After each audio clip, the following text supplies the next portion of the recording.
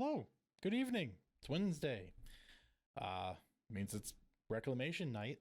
Um, I still don't know what I'm doing with these intros yet. I have to have like other things to talk about at some point. Otherwise, it just feels natural to go, all right, let's start the game. I guess we're going to do that. As previously discussed, hey, Ben, why don't you tell us what happened last session? Love to. Last session, we finally decided to go on our very first mission. The mission is to investigate bandits attacking the area, kind of near where the war zone is kind of happening, near the borders. And so we shipped out. We were told we have 3 days before the portal opens again. We're expected to go back through it. We got our bearings, figured out where we were, headed towards the road, found a cart that had been all burned up and a corpse that had also probably been all burned up. We then continued down the path and found a dead dwarf with some money on the ground. We all wisely figured it was probably a trap. But some of the more intelligent people in our group surmised that it might not be a trap by bandits, but rather for bandits, which was in the end proven correct. And we arrived at a village that was completely empty. We tried to investigate what was going on. We went to the main hall building / inn. There was a gang sign. I mean, it was a gang sign. There were gang signs on the inn. Bandit markings for the Blaze of Glory gang, I believe is what they were called. Blaze of Glory. Yep. Blaze of Glory. A good history check told us that this is kind of their MO. They don't really burn down towns or anything, but rather burn down its people and then make displays. And sure enough, we found a display in the inn of people sitting around the table waiting to eat some stew. After breaking into a couple more buildings, we felt confident that the town had nobody in it. And then Titan very foolishly busted through one of the doors into the room with the display, setting the building on fire and ultimately burning down the town. Not his smartest move. While the town was burning, we also very intelligently decided to gather up a bunch of little magical orbs that look like they're on fire. And that's when a eclectic blacksmith, she was a dwarf, right? Stocky. I'll spoil it. She's a half dwarf, but yeah, so you weren't wrong to think so. Dwarf-ish person. She was annoyed that one of us was dumb enough to set off the trap. She emptied a whole bunch of stuff out of the smithy, and everybody kind of started introducing themselves as we very slowly fled the town. And that's roughly where we left off. Yeah, it's pretty good. Does anyone have anything to add? It was her trap.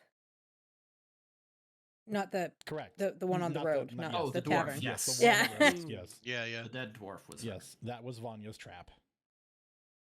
She has expressed a great disdain for bandits. Anything else?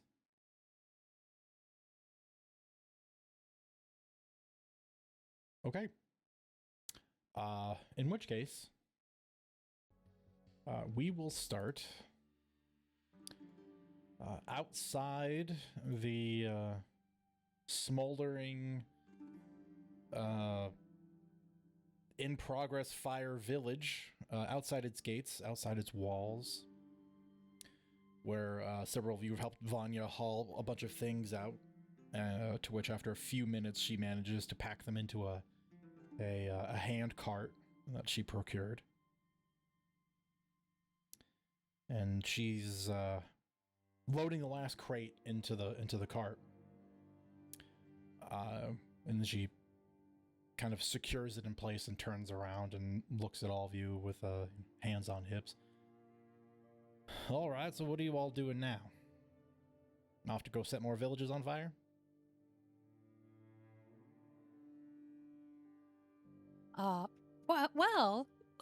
It wasn't the plan. We were actually supposed to investigate bandit activity, and, well, this town had bandits.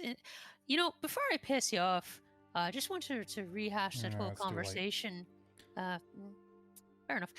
But we are here to investigate bandits, and it seems like you've got a vendetta, so maybe we could help each other. Right. I feel like your verbiages, though, need to be adjusted. Because I'm here to kill bandits, and you all here to investigate them. They tend not to coincide very well. Because, dead man don't talk. Well, but that's investigating too. We just bring back the news that you killed him.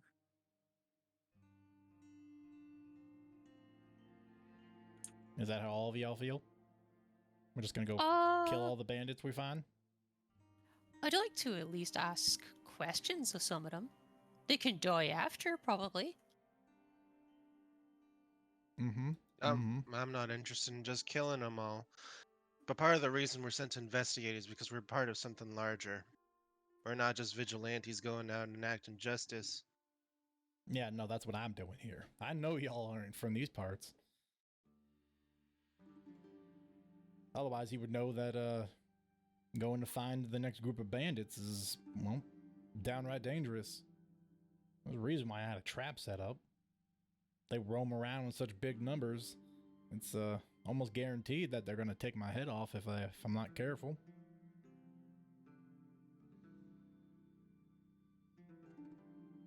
But if y'all are really determined, we can just head down the road, keep going east. A couple of stragglers that have stayed behind.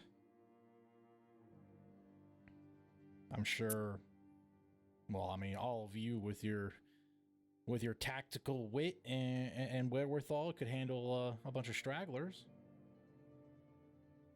In between here and the next village. Oh yeah, there's a rest stop tavern. I don't know, a couple miles down the road.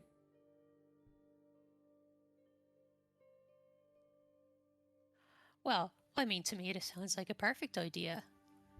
I'd love to find some more and do what we've got to do with them.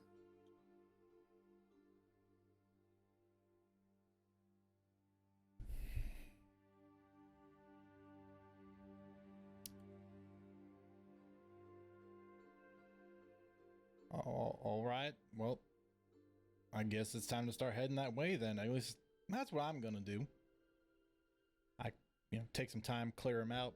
I can find a new place for me to keep my stuff.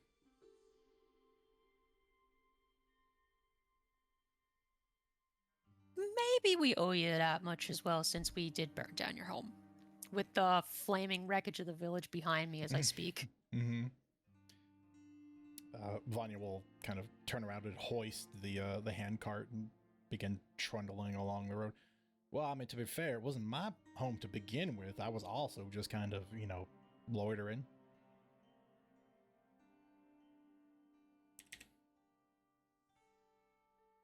All right. Well, I still intend to go help you. All right.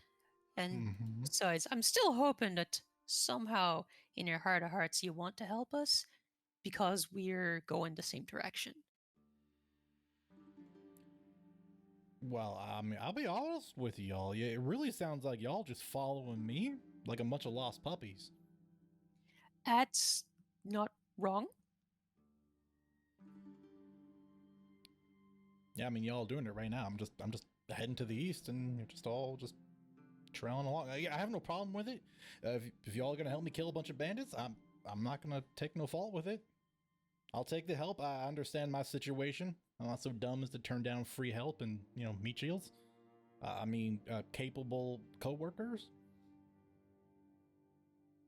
Someone hope she doesn't like whenever I say things. As if to make a point, Lilith will, like, pick up her pace a little bit just as she's walking ahead of her on the road. Lilith, I think that makes you a bigger target. Oh well. Besides, we'll be leaving in about 12 hours anyway. I have to go back the other direction.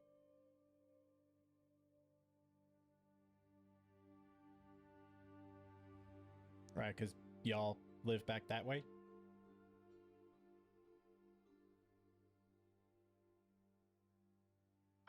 Well, no, but the way we get home is back that way. Right. Yeah, no, sure, that makes sense. Oh, You if you... haven't seen the metal creatures. I'm sorry, quiet one, what was that? You really haven't seen the metal creatures. Metal creatures. Nope, can't say I have. Just, a lot of bandits out in these parts. And Audie will look over at Titan. Is that Greenwood not that far from here, right? Not that far. You mean a few weeks up the road, then yes. Correct. The war likely hasn't made it this far yet. You have to remember it's only been a couple days since we were attacked. Just happened quite fast. Seemed like they don't need to sleep, they maybe they could be faster. Well, while we're all just heading down this road, why don't you all tell me about this war that you're fighting in?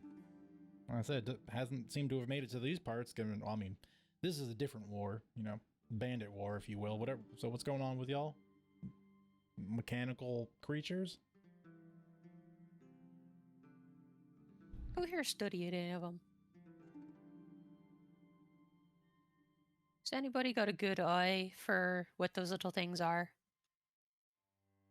I mean, I was carrying one for a while, but I'm not the studious type.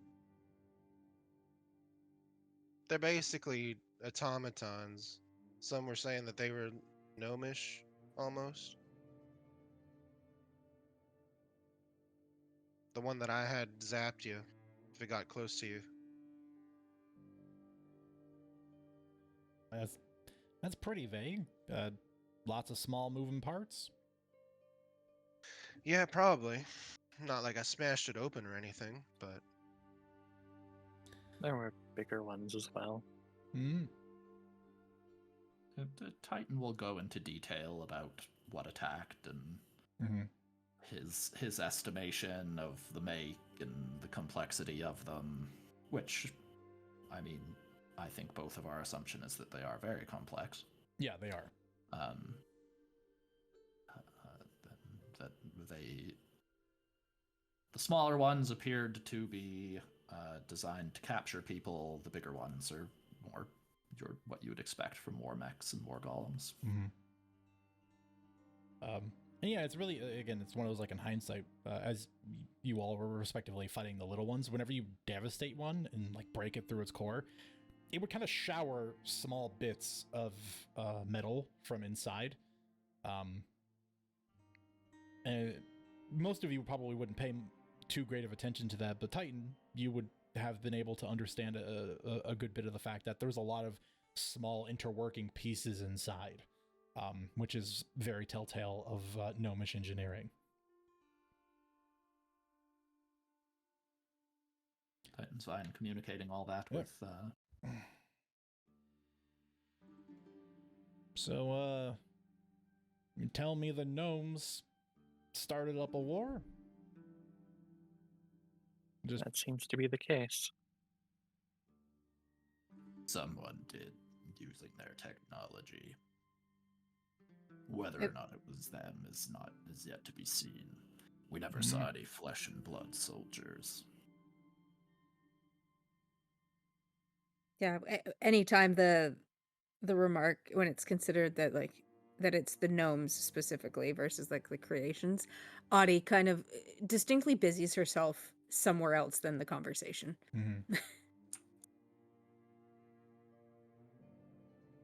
Well, I suppose that's a fair enough assumption to make. You can't really know who's doing the control until you find them.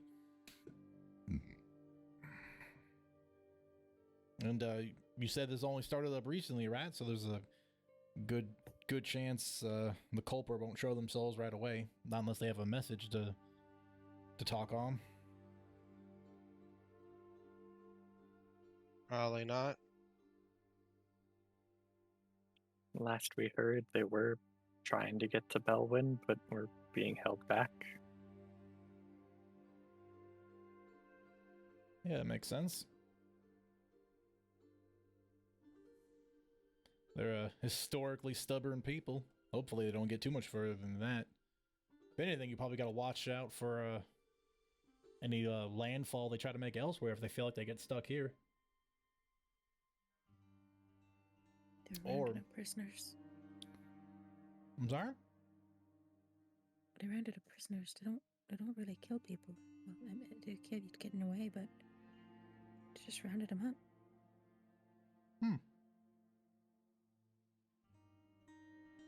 That's interesting. Suppose y'all should probably find out an answer to that question. What are they doing with the prisoners they're taking? And probably ask the people in charge of whoever you're working for, what the guys upstairs, if you will, do about prisoners of war. At the very least, you can temper your expectations if you feel like the people that you're working for might abandon anybody that you know if they come to the table for negotiations.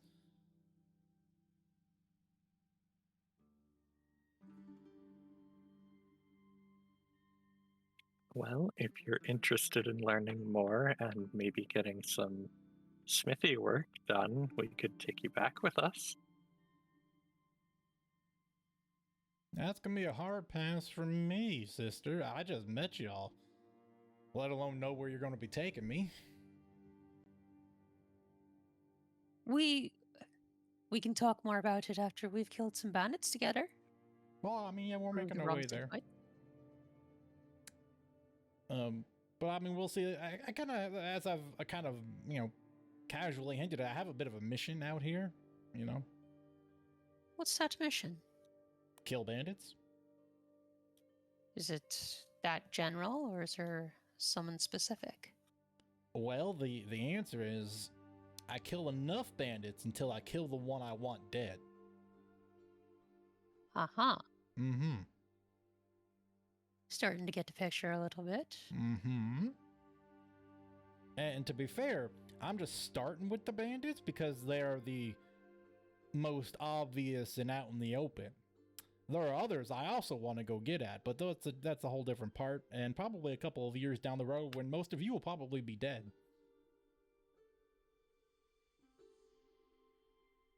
Audie kind of looks at Lilith. I said most.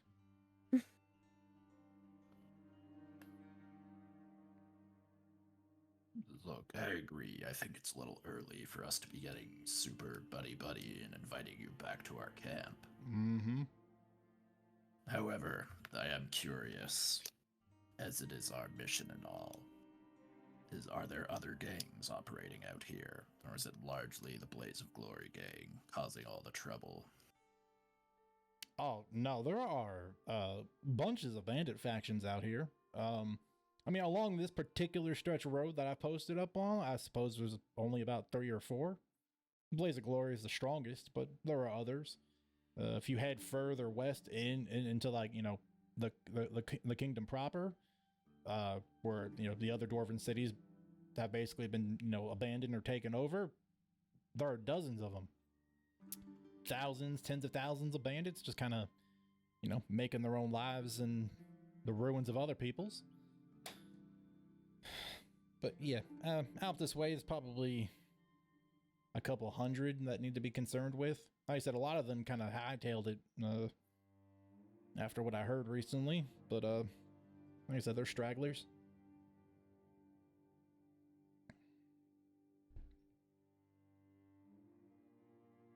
Now, you said that they've fled. Do you have any clue as to why?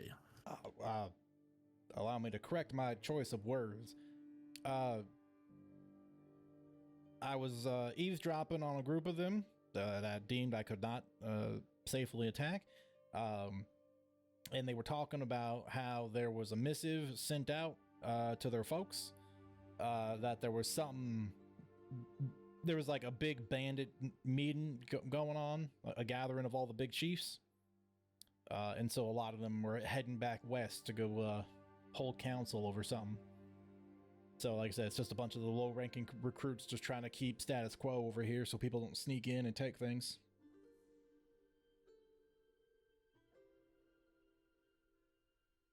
Is it unusual for the gangs to meet up in this manner? Do they often show signs of cooperation? Never. This is unprecedented, I would say. They don't cooperate. They hate one another. They would take every opportunity to kill one another. As a matter of fact, I wouldn't be surprised if this wasn't some gambit from one of the higher chiefs to try to kill all the others. But the fact that they answered means it's something. I know it's out east. I'm sorry, little one?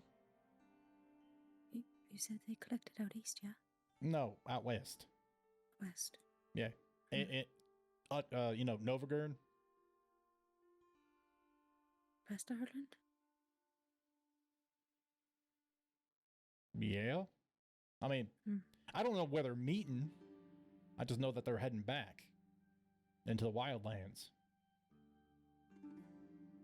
Basically, a lot of the bandit presence is withdrawn from the Zale, heading back towards Novagurn, is what I'm getting at.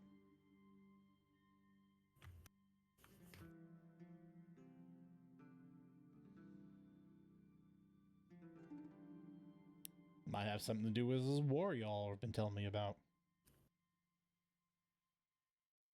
It might indeed. But I'm not ready to draw too many conclusions yet. No.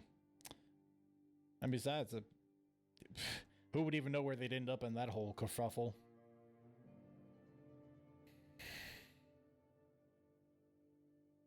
In all honesty, hopefully dead. Hear, hear.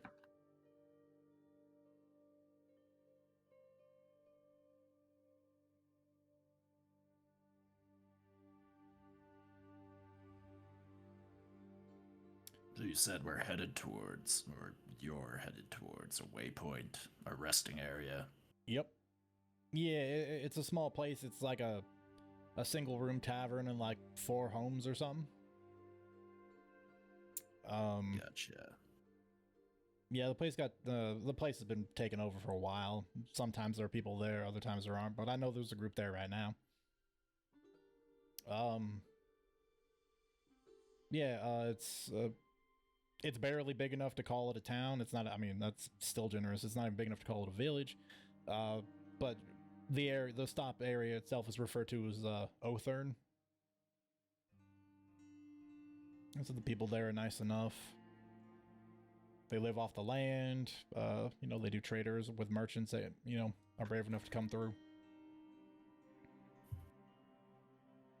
They were paying protection fees up to a point.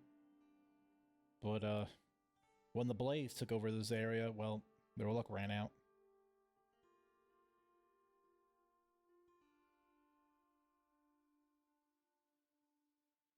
And the Blaze of Glory, I have to ask. Mm-hmm. That village back there, it was completely devoid of life. Yep. Did they slaughter everyone there? Or did people flee? I'm sure some got away. But if you went further north towards the coast, you can find the mound where they burned a lot of the villagers there. I don't know the exact head count of the village, so I can't say for certain. But I do know a good number of them are gone.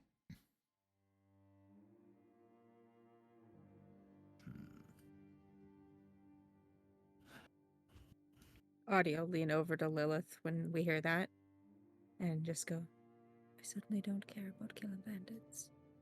Put every last one of them in the ground. They'll get what's coming to them.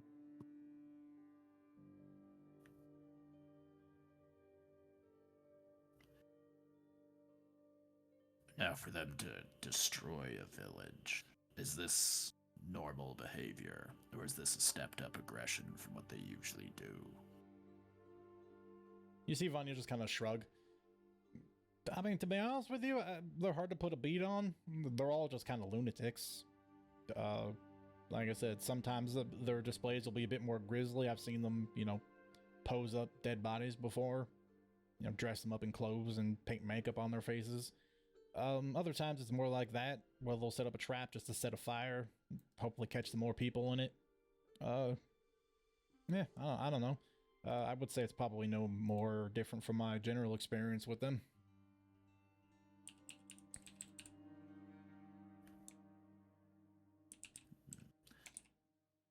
Right. Like I said, just trying to get a bead on the situation. Mm-hmm. So, of all their behavior, the most unusual thing is the meeting. Yeah. If they responded to it, I feel like that's even more weird given, they're a little bit eclectic. Bandits aren't typically very lawful groups to, come running when someone's calling their name anyway. And those that I would, suspect would probably ignore it altogether. I think I'd put their name on the list, but it seemed like a lot of their members went back. Like I said, that was the part that was surprising. Their leader is a nut job. I mean, let's call it as it is. Bit of a sadist, likes torturing people, burning people. Likes taking their ashes and making paint out of them. Sick stuff like that. He's definitely not exactly a social person. So, right. If ashes went back because there was a summons, it was whatever brought him, whatever delivered the information had to have been worthwhile. And the numbers left behind, you said in the hundreds. Do you have any idea? Like I said, there are a bunch of grunts that have stayed behind at a bunch of their places that they've decided to, hole up at. Like I said, Othern's one of them. It's a comfortable place where they just store goods and things like that, treasure, things they've stolen or pilfered. Right. Well, like I said, we're kind of here to investigate. And I suspect the reason we're here to investigate is to figure out how hard it would be for the mercenaries to clear it out.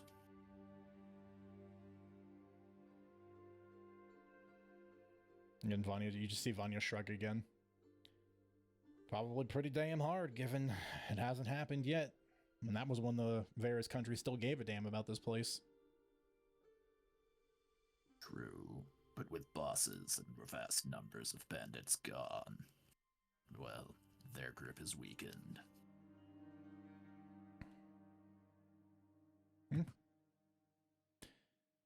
I suppose. It is an opening, I guess. Forgive my pessimism as someone who's been living out here for a couple of years, hasn't changed a whole lot, and that was, back during the time when people gave a damn, and now that people don't, I'm still not very keen on the fact that it's going to change a whole lot.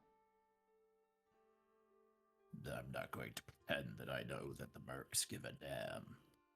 But, again, just following through logic, I suspect they're looking for staging grounds to get into the war. This is a place they can clear out and set up. Titan shrugs. Might be worth their while.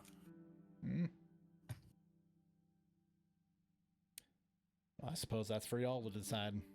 Or at least for them to decide after you've brought back information.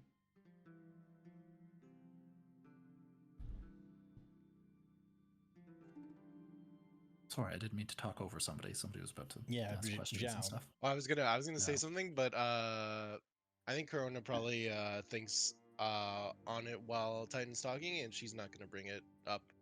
Not yet. Maybe later. Okay. Fair.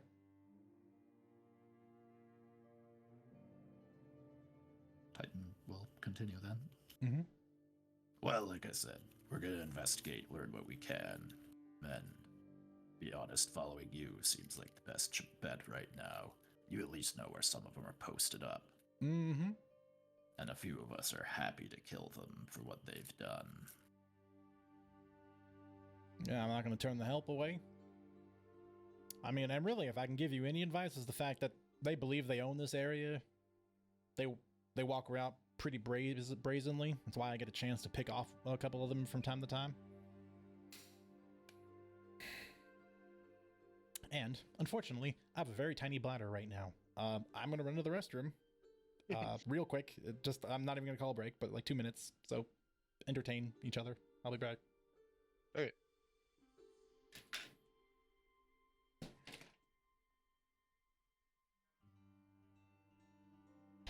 Well, anybody got side conversations they want to do? Not until long rest time. Not until long rest time. Yeah, same here. I think Audie would Fair kind of be enough. spending a lot of the time while we're walking, just kind of thinking about, kind of preparing herself. She knew that there's always the possibility of getting into a fight and actually hurting or killing someone, but she's kind of pondering that over in her head, especially considering what she's heard from Vanya. She's like, could I do that? I think I could do that. Yeah, I could do that. You know? A little walk over beside Audie. I think they were close anyway. Just kind of whisper. So, about what happened with you and Bandit the other day. Kind of gives you a grin. Don't say that name too loud. If you say that name too loud, Vanya might wonder who it is. Come kill him. Right. But what happened? Well, I felt sad. Got me feeling everything. Everything from happy and then the worst sadness you could ever imagine. Your heart's gonna fall out of your chest.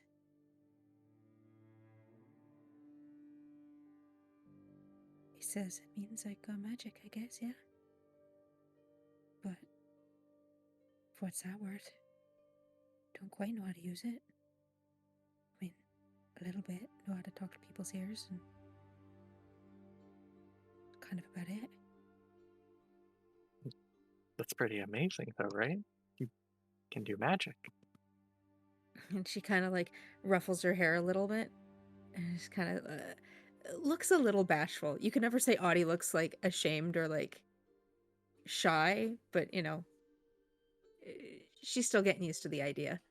So yeah, I mean, if it's anything Bodden says, you just think of things you want to do and it comes to your mind.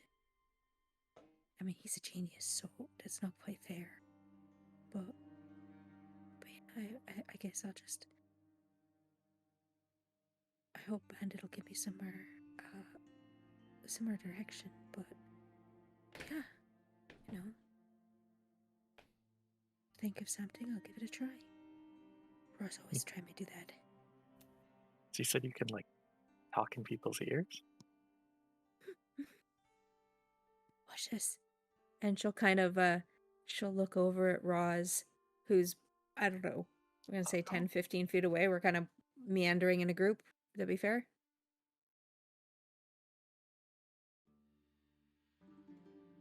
Yeah. And just kind of like put her hand next to her face as if she was whispering in Roz's ear, even though Roz is like a few feet away. And just be like, "Why, Roswin? How you day?" Who said that?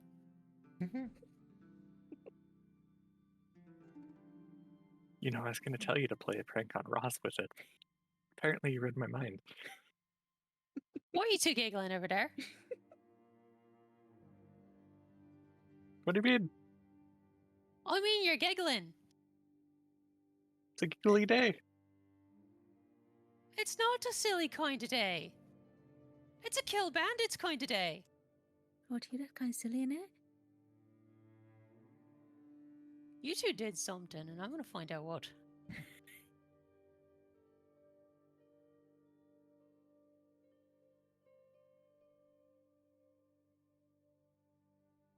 Yeah. Mm-hmm. We entertained. You're back. We entertained a bit. You're Yeah, back. good job. Welcome. Yeah, I'm sorry to have cut you off, Titan. Did you have further questions to ply Vanya with? None that I remember anymore. Fair. Anybody else have any questions to ply Vanya with? Nope. I mean, if you had a name said it abandoned an area, you could take that back. Call an investigation.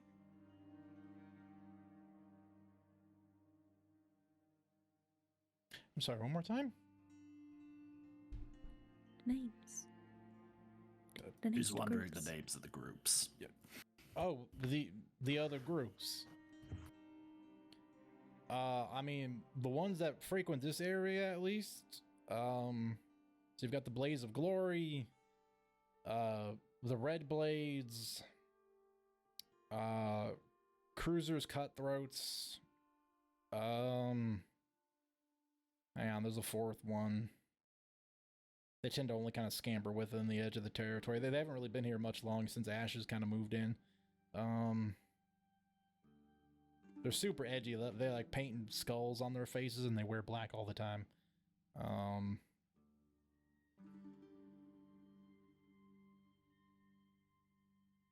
Yeah, no, I don't remember.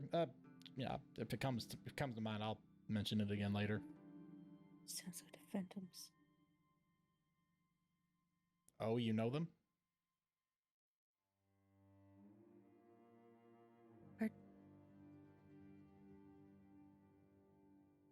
This is also news to me. You know of them, Audie? Oh, she said they're really edgy. What it was called on the map. You know, like the Phantoms back at the camp.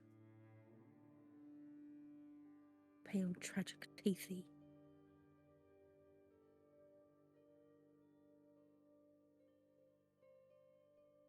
So you guys work with bandits, or is this like another group? Am I missing something?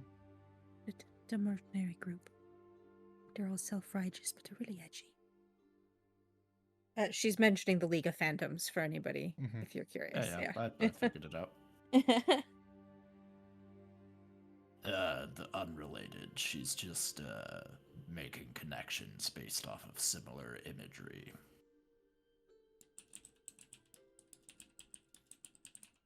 I mean, yeah, fair enough, I suppose. I said, people like to be edgy. They think the skull's dramatic. Yeah, like I said, those are the groups I can remember. Red Blades, Cruisers, Cutthroats, Blaze of Glory.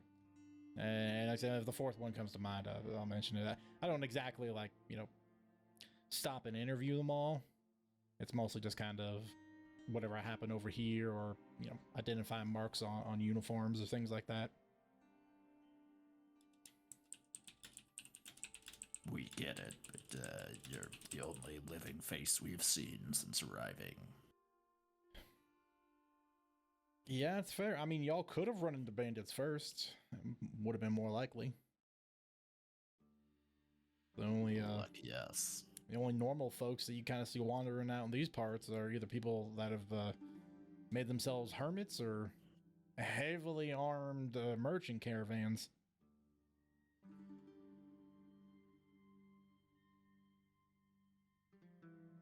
Which, actually, given the fact that you said there's a war that's going on out east, I honestly doubt we'll see any more of those for a while.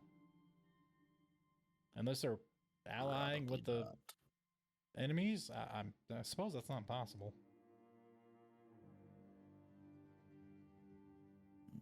We'll have to judge that as it unfolds, I suppose.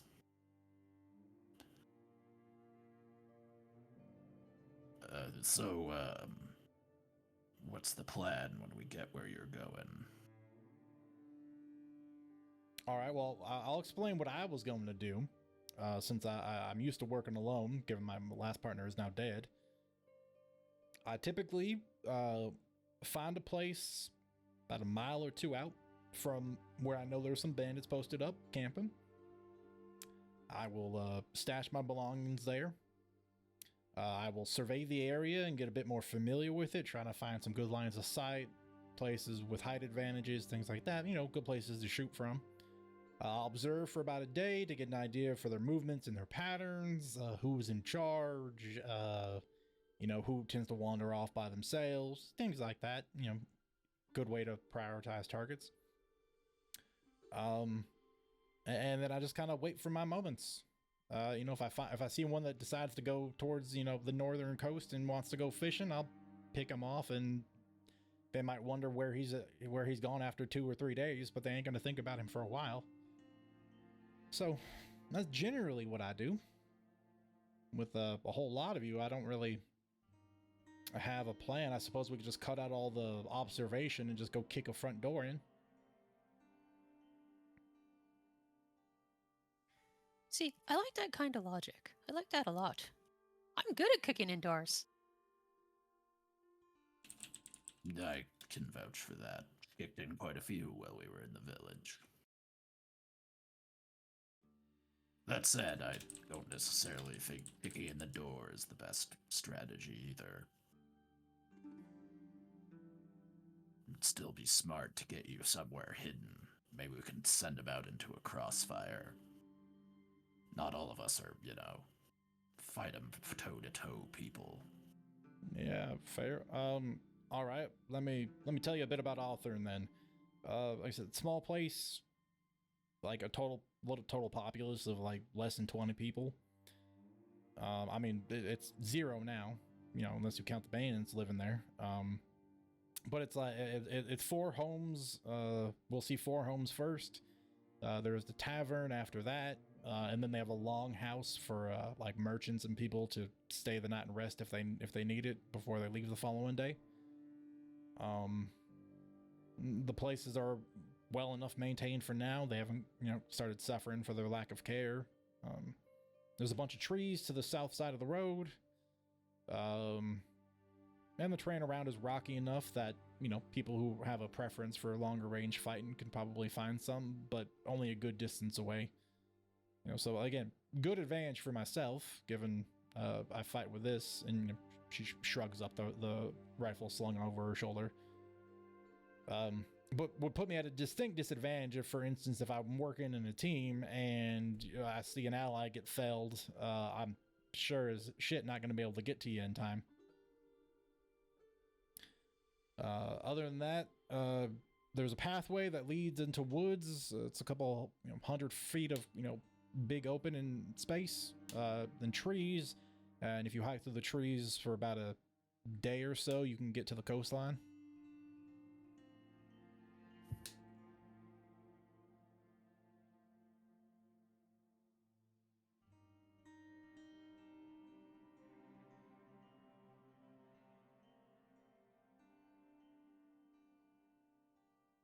Right, well,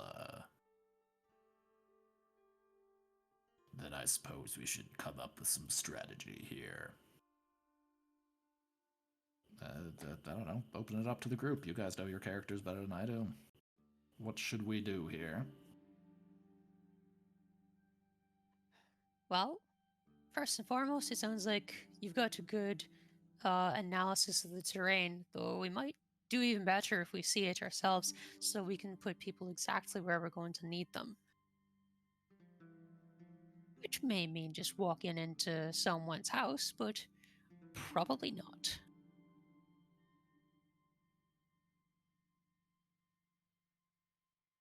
Well, like I said, it's pretty small. We're only a handful of buildings. I think the point I'm trying to make is the odds are if you start a fight in one section of the village, everyone else is going to know pretty quickly. Unless you're really good at the quiet takedown type. I am not. Otherwise, they're almost always certainly going to respond. But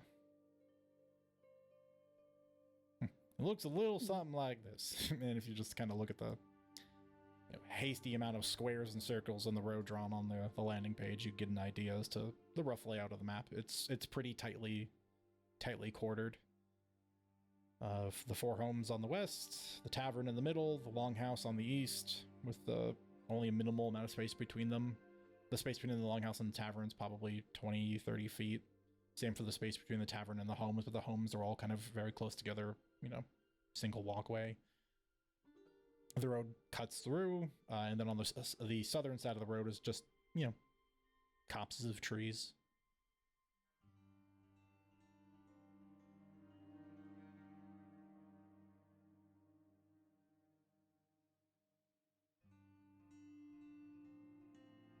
And we're coming from the west. The west. Mm-hmm. So we're coming into town this direction. I mean, my suggestion for this is, well, word will spread. It would still be smart to engage them on one side of the town and force people to have to travel to get to the combat. We don't want to, hit the middle of town and have them both coming at the same time. We could get some... I mean, I would suggest maybe 2 people posted up in the rocks. Be shooting them at range, especially when the reinforcements start coming in. I could do that. You think they're gonna come at us piecemeal like that? I don't think they have much of a choice. Like I said, we engage one side. They still have to walk all the way from the other side of town. I hope they're that stupid. If they're not, they flee from their homes, regroup somewhere so that they can be one unified front. And if they do that, well, I guess we just pull back and hit another side. Burn a house or something.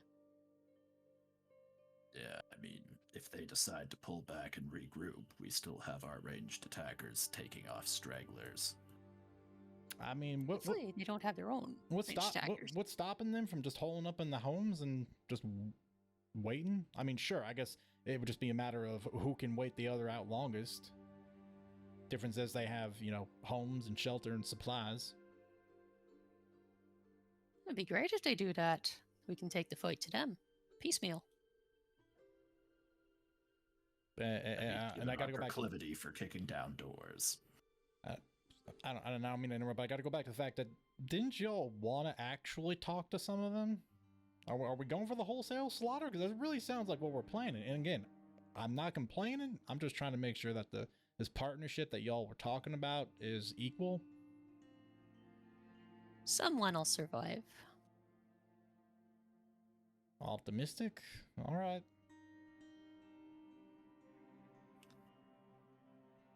I'm not suggesting that we're going to slaughter everybody. I'm just suggesting that we're going to have to slaughter some of them. It's not like they're going to respond well to us coming and ripping down a door and be taking one of them away. Well, no, I mean, because I think at that point, if you were to tear down the door, you kill everyone inside, or most everybody inside, then pick who you want to left to leave. Precisely.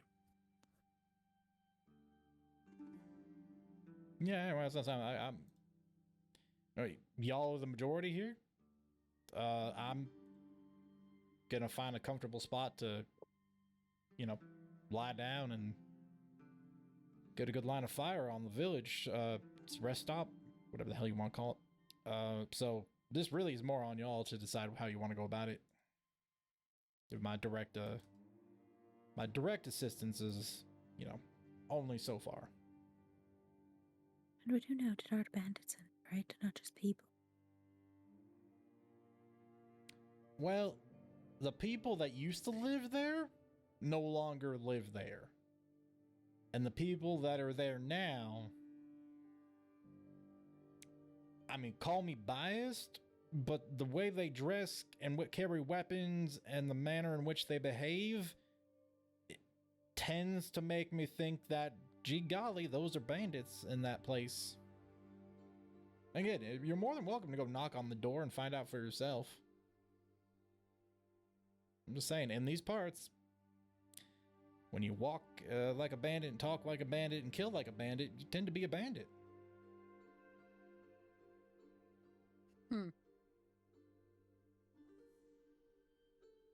Audie looks pretty convinced. She kind of just gives that half frown, kind of like,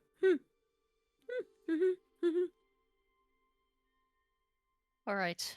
Well, how are we opening this up then? Shooting.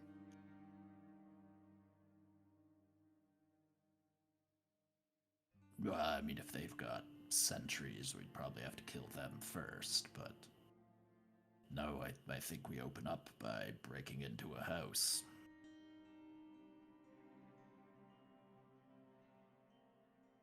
What do they do have sentries? Who feels confident enough, Lilith, to go find and kill them all? Everybody simultaneously turns to look at Lilith, even Vanya.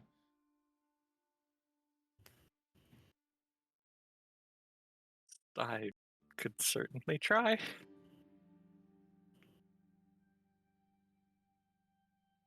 I mean, we have someone right here that know if they do or don't. So do they? Well, have sentries? Depends on the day, depends on how drunk they are, depends on who's leading that particular group. Again, I strayed away from this bunch because they had numbers over me. So I didn't exactly get an opportunity to observe them for very long because, well, you know, my neck or theirs, and at the time it was more likely to be mine. Get on site. About how many did you see the last time you were here?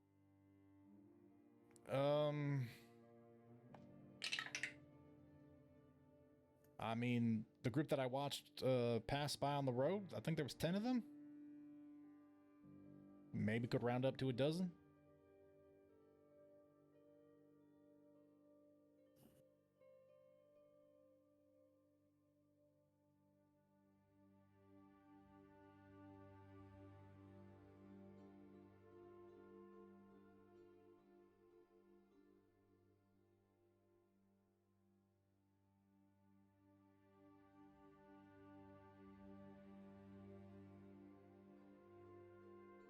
I mean, I don't really have anything else for people beyond the strategy I laid out.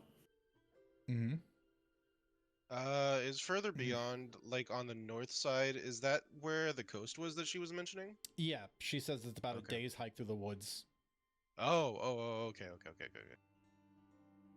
Definitely not super close. No.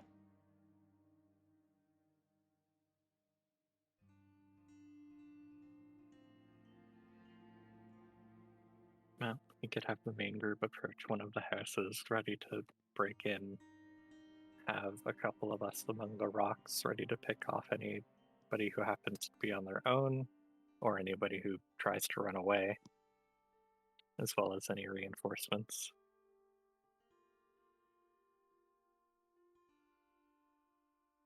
That's what I think is best.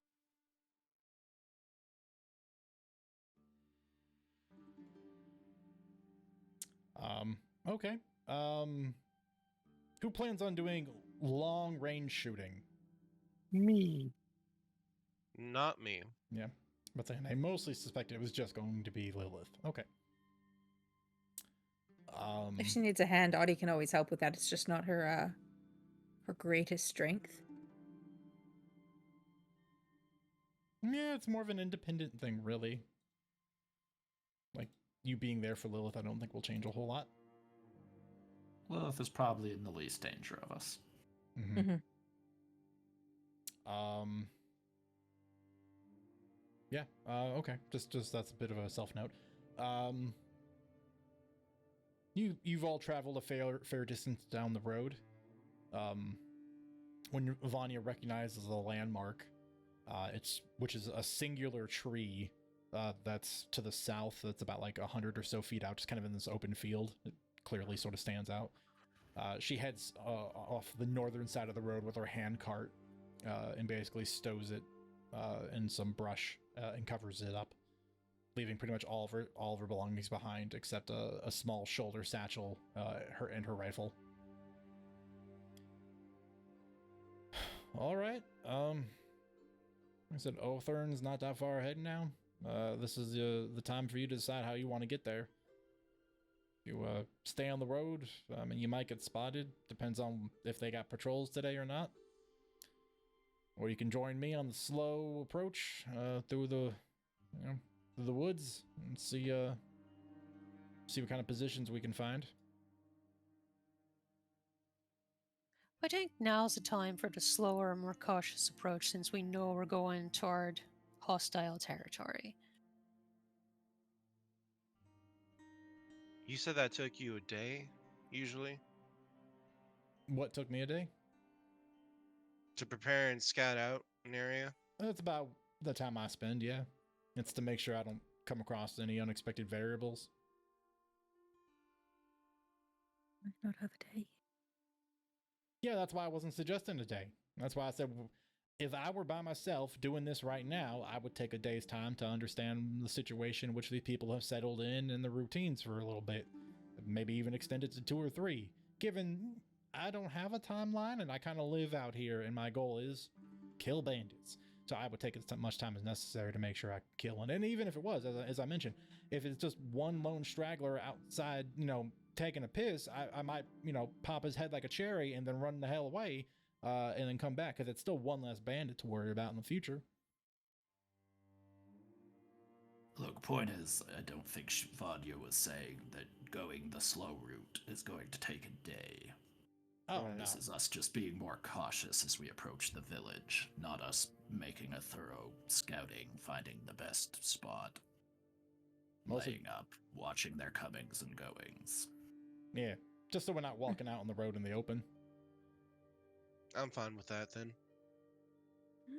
Might as well figure out what we're walking into.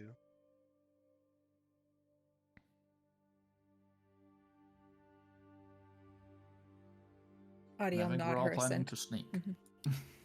Or try. Going to sneak, yeah, that is the key word. Sure, let's start everybody off with some stealth checks. Oh no, I've been dreading this moment. It's Same. come. That's a 15. It's pretty good. Oh no. What is it, like double It's ones? the shirt. It's a 17 and a natural 1 Oh. with disadvantage. Oh, no. That's a shame. All right, I'll join you in that then. Disadvantage. 19. Oh, shoot. Okay. Wow. 17. What happened to that camaraderie, Zhao? I'll join It's you coming in that. from my end. I Those also four. nat 1 with my disadvantage. Oh, Fair. As I'm saying, making sure I'm not missing something. Disadvantage because of your character build, not because we're moving quickly. Correct. It's the heavy yeah. armor. It's Armor. just yeah. armor choices. Just making sure. Actually, I suppose I should check that. Scale is disadvantage. I'm Scale pretty mail? sure. Yeah. It is, yeah. Yeah. I figured. Okay. Well, you guys joined Vanya, following her through, like I said, the northern side over the road, through brush and some tree cover, moving along some rocky outcroppings and, short up and downs of hills. And you do occasionally get like a glance back from Vanya where, someone kind of moves through an entire brush and then it kind of gets stuck on them and then their armor rattles and the brush rattles and you're just making a bunch of noise even though you're trying your best to not. It just is difficult, and the understanding of you might not be awful at this, but the actual practical application of it is a little tougher. Luckily, as far as you're all aware, there's no enemies nearby to observe this behavior. You were going to say, Ben? Titan is in no way used to moving in armor and is hating it. It's showing a little.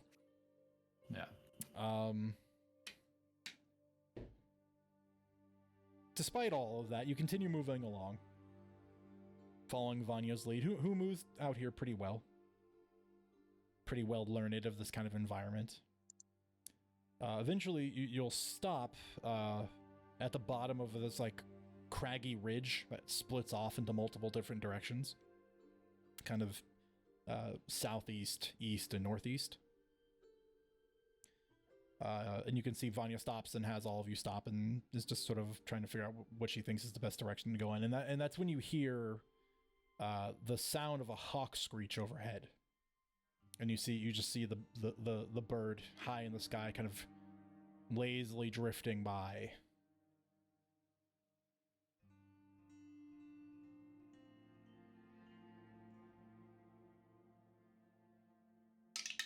train hawks, do they? Are you asking me if you think bandits train hawks?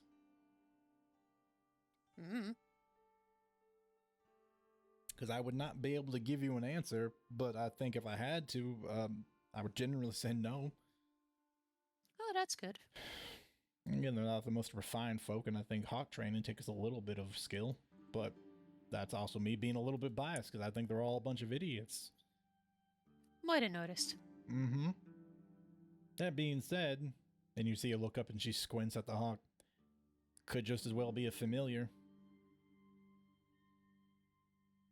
That's comforting. Yeah, any of you folks with a bow think you can hit that?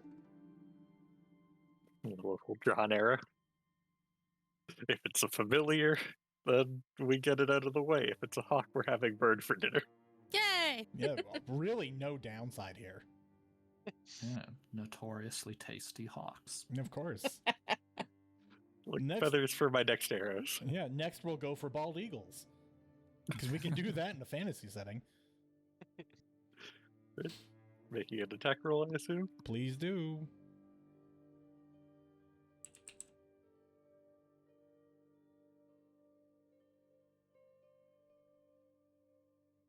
Not my best shot. 12 total. You take out your longbow, you knock the arrow, you take a moment, you steady your breathing, you get comfortable waiting, kind of watching its pattern for a moment.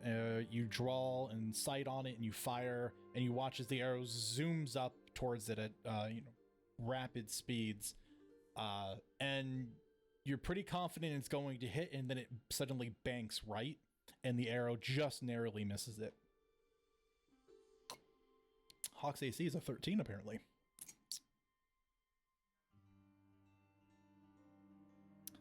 You hear it let out another loud hawk screech, and it, on that same bank, turns around and heads towards the east, picking up speed versus its lazy lingering that it was doing before.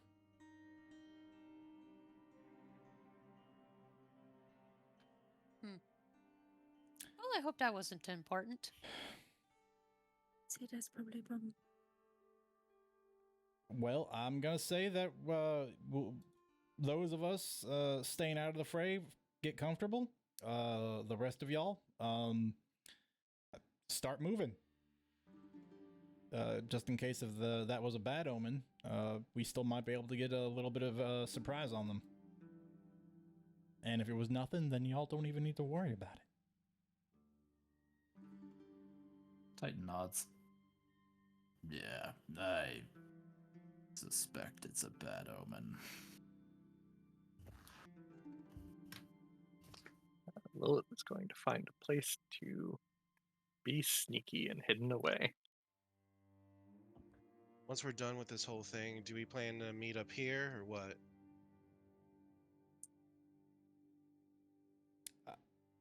I think if we kill all the bandits, we just meet up at the tavern. Okay. Yeah.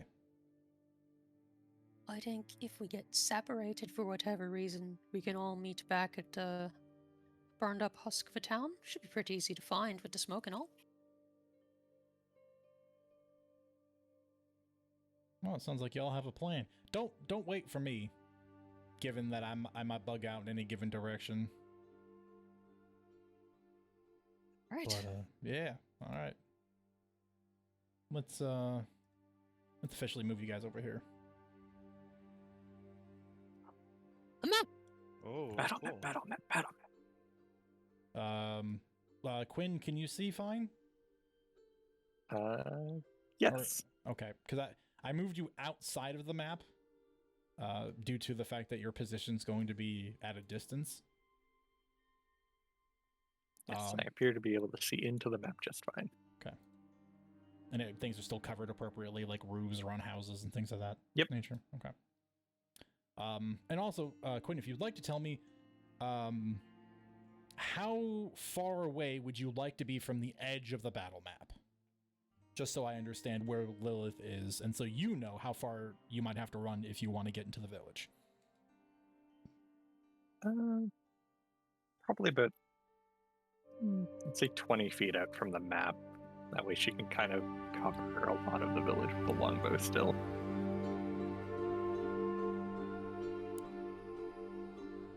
I'm sorry, was that 120? 20 feet. Oh, just 20 feet. Okay. So you're pretty near. So is there cover in like this area? So yeah, like I said, it's kind of rocky, and basically has like several like rocky shelves that kind of can be clambered up and down on. That's where Vanya's going to be. Vanya's staying about 200 feet out. We'll make it 30 feet out. And just, she wants to be close enough that she can get in if she needs to, but far enough that she can still kind of duck in and out of cover. Okay. Yeah, no biggie. I've made a note of how far away you are.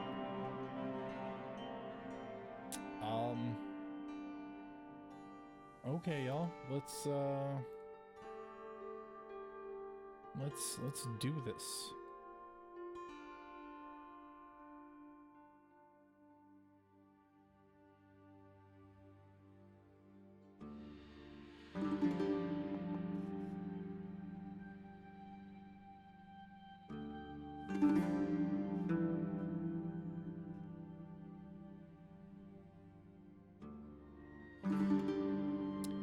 Please roll your initiatives if you've not already.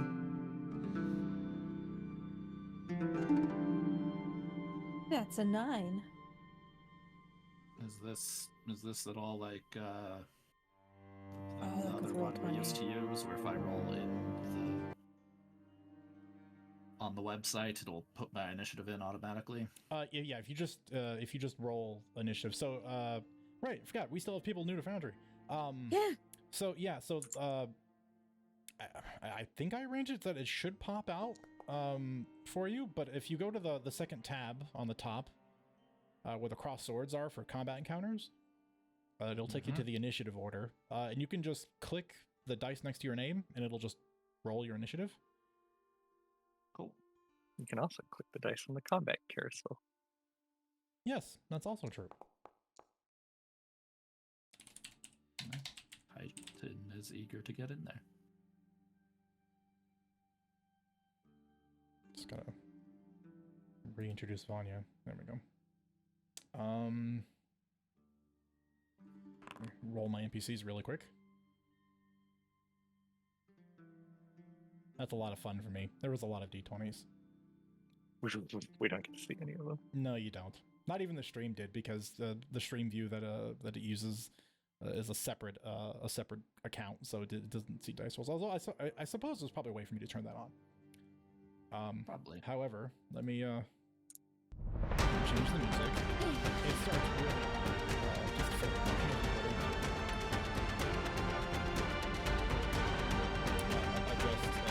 adjust the appropriately. Which there's a software for this, but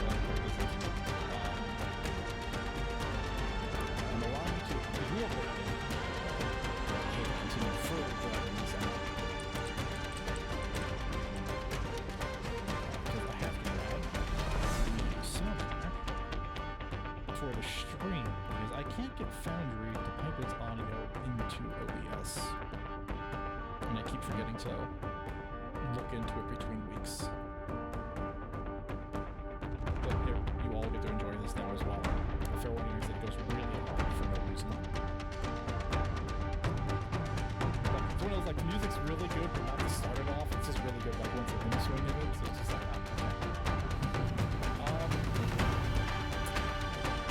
okay. You all have slowly approached. I was like, hang on, I can't see you. That's because I had people hide out to the map. Alright, so yeah, you guys are going to rearrange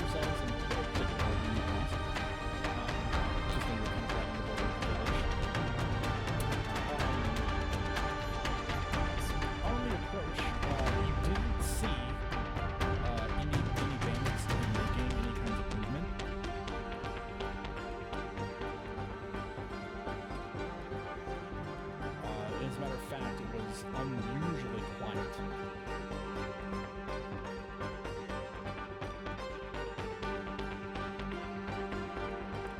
That being said, you have the four abodes here directly in front of you, the tavern in the middle over yonder, and then the aforementioned longhouse.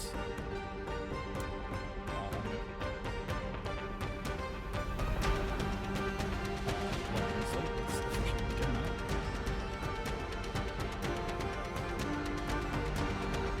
Lilith, you are first up. Well, since we don't see anybody yet, Lilith is just going to use some of these rocks as cover and take the hide action. Yep. There we go. Okay, roll that stealth check. That will be a total of a 16. 16. Very good. I can't do it as a bonus action yet, so that's my turn. Yes. Level 1 rogues without cunning action. What are we doing?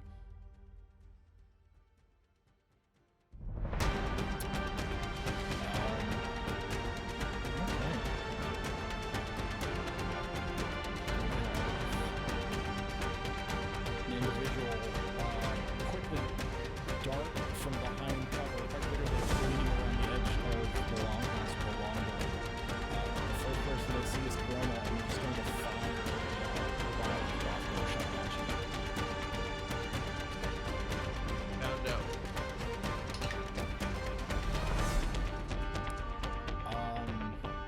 That is pretty good. A 19 in total. Yep. That'll hit.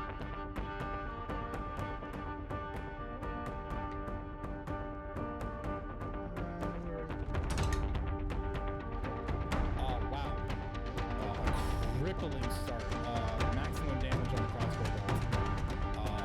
For a solid 10 points of piercing damage.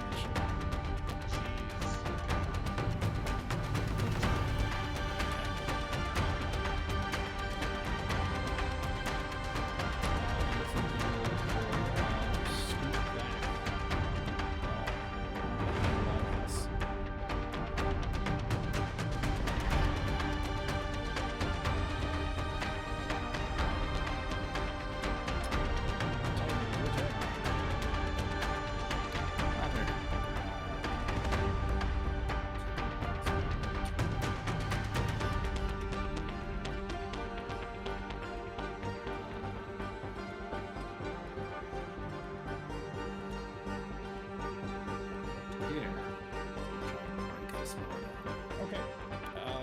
Very interesting approach you took immediately. So allow me to describe to you real quickly, because it might change your mind, it might not. So you rush around the side of the house. You get up to where you see the front doors. The front doors of all four buildings. Of which you can note, this one down here is broken in half. Like it's already been kicked over the side. This one you're standing next to is chained shut with razor wire. It looks like whatever was going on inside the house, somebody made sure that nobody attempted to go inside. Well, I mean, that's all this movement. You can hold action to attack somebody if they get within enough range. So if somebody engages in melee. Okay.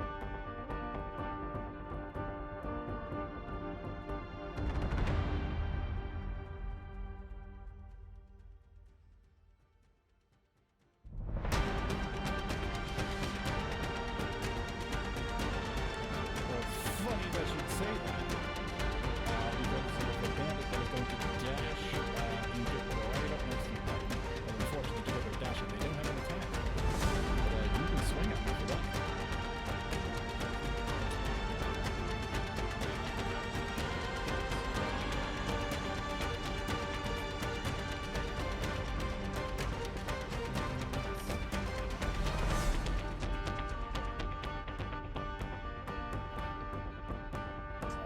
Team to hit. Oh yeah, that'll do it.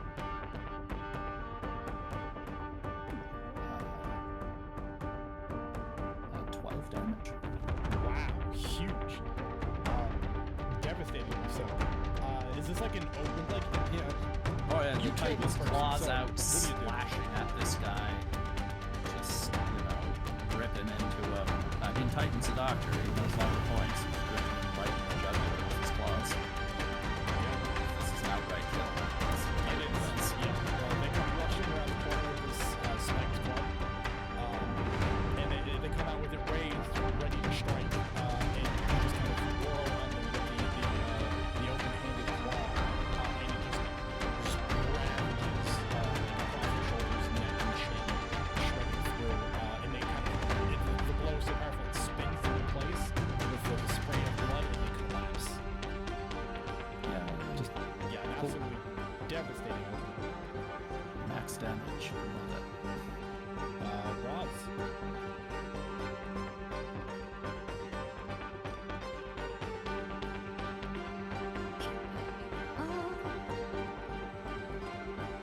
Silence it good. I'm going to, from here, I'm going to pull a javelin from my pack to my offhand, ready in action to throw it at the first target I see.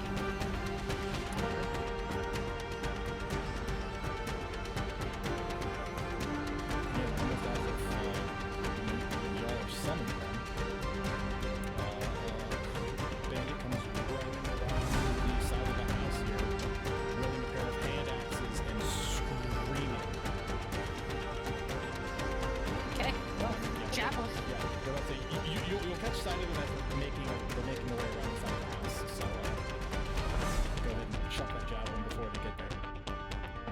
19 to hit. That'll do it. For 7 damage. 7 damage. Javelin kind of screeches by, kind of slicing along the edge of the shoulder and their neck, not quite getting a full hit, but enough for them to be momentarily wary before they get close. And they attack the torso with their impulses.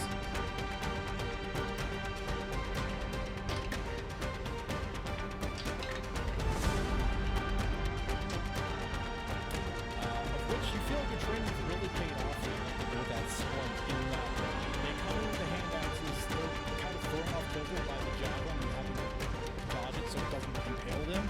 And the hand axe attacks, one after the other, just find the solid, thickest parts of the split nail and they bounce off, leaving this Reaver a little flat-footed.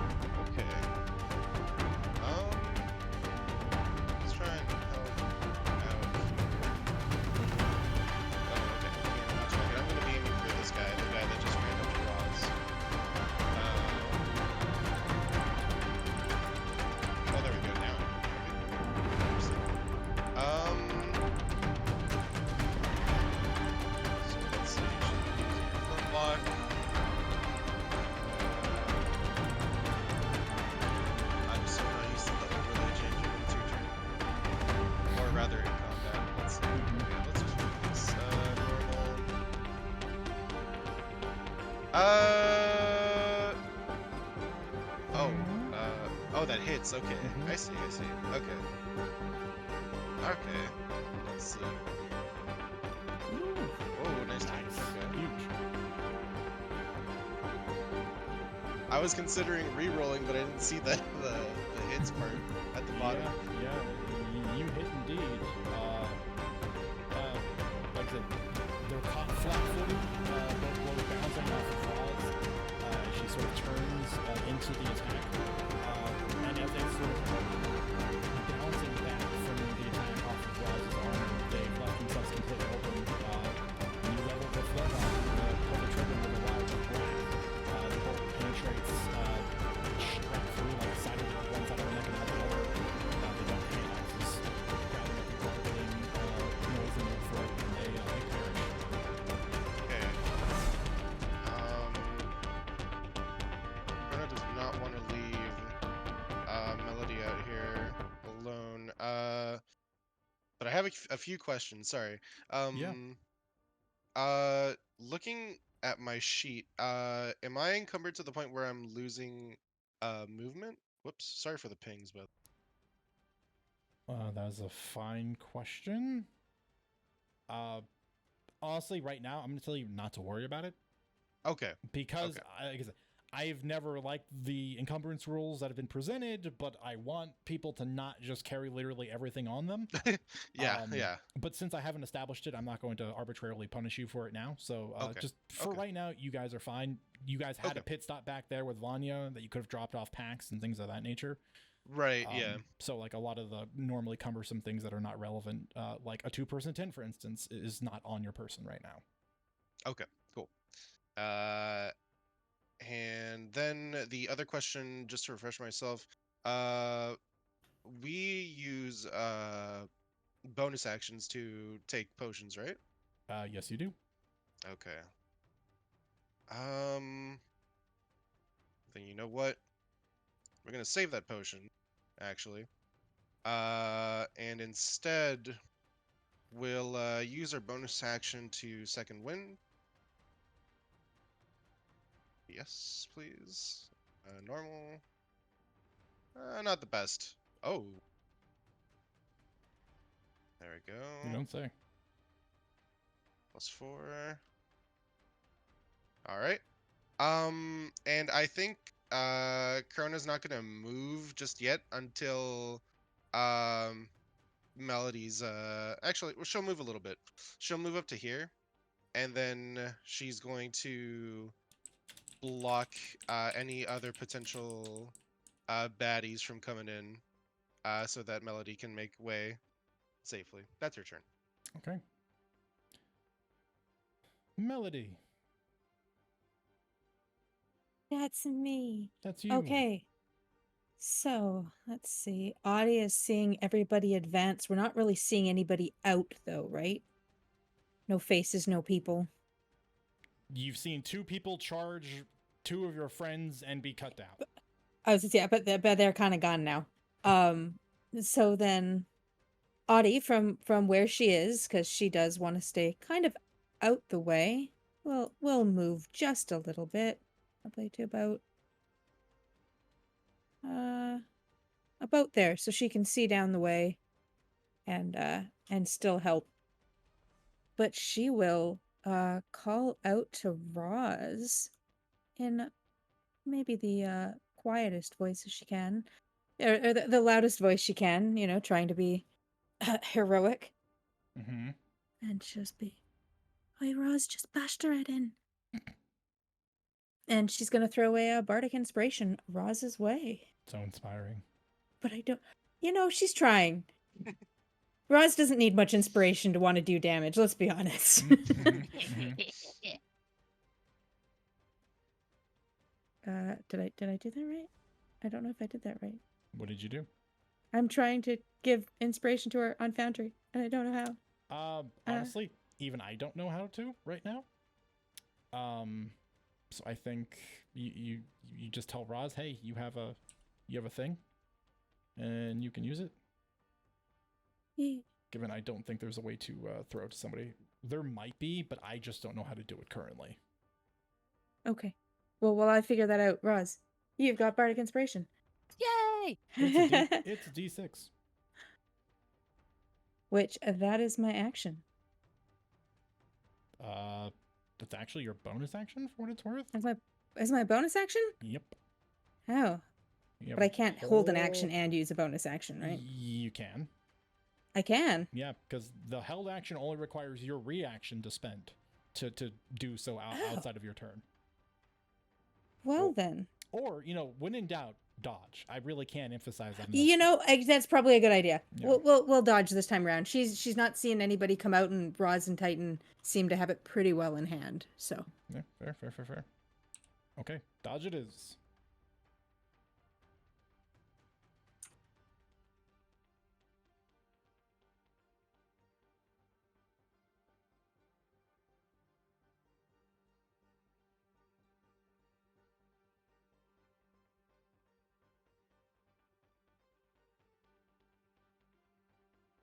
On Vanya's turn, Vanya scans the area for any threats, does not see any, and instead will hold an action to shoot the first enemy she sees.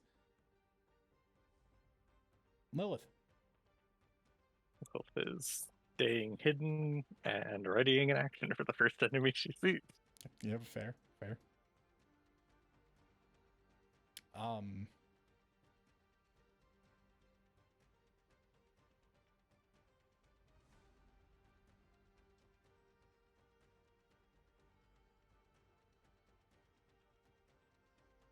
Titan, it is your turn. Titan's turn. He's going to. This was all chained up to this house. Is it all messed up too? So only this house here has a broken door. The other two homes appear to be normal. Okay. This home and this home. You don't Well, say. but nobody came running out of it. There was somebody shooting arrows at Corona earlier. He's gonna keep moving. Okay. To here. And then, as you suggested, I think he's going to be taking the dodge action. Always a good choice. But yeah, that's Titan's turn. Okay.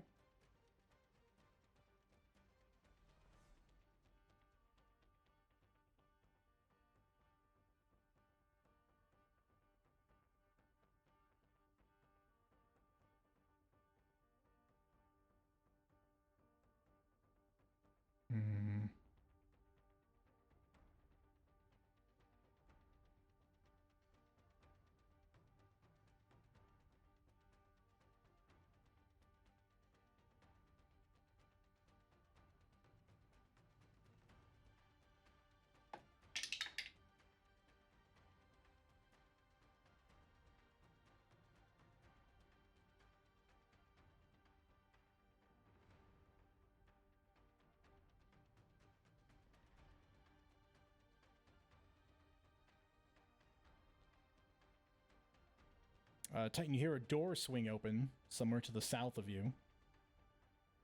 And coming around the bend is a small, like orange red scaled, small dragon eye. Okay, yeah, I can kind of see him there. Yep. And they're gonna throw a hand up and they're gonna firebolt you. They would.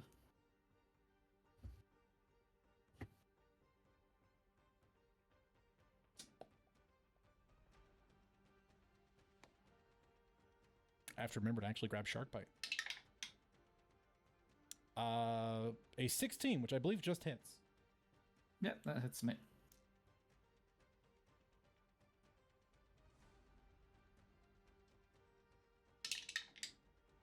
For 2 points of fire damage.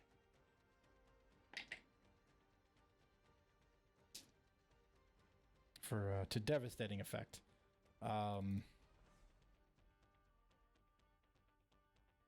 It's okay. I think the little guy is going to stand his ground. All right. Which is a bold choice. Roz. Okay. I am curious. Yep. About that. Oh, God. Also having a weird moment where I've realized I have not added someone to the initiative. They were napping. Yeah. I thought you were going to say Vanya. I'm like, she's just letting us all die.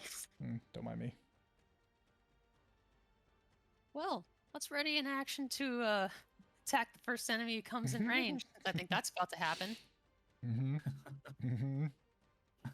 You're not wrong. Ross saw something in the broken house. Okay. Roz is holding her action.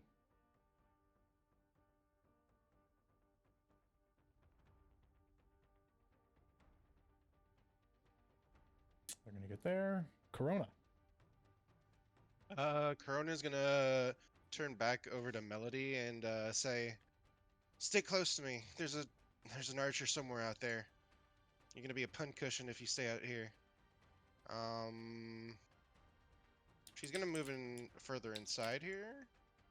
Oh, is that the good doctor? I believe it is. Yes, so it that's is. Okay. Titan. Yeah. Yeah. Okay. So that's her movement. You know what? Let's Oh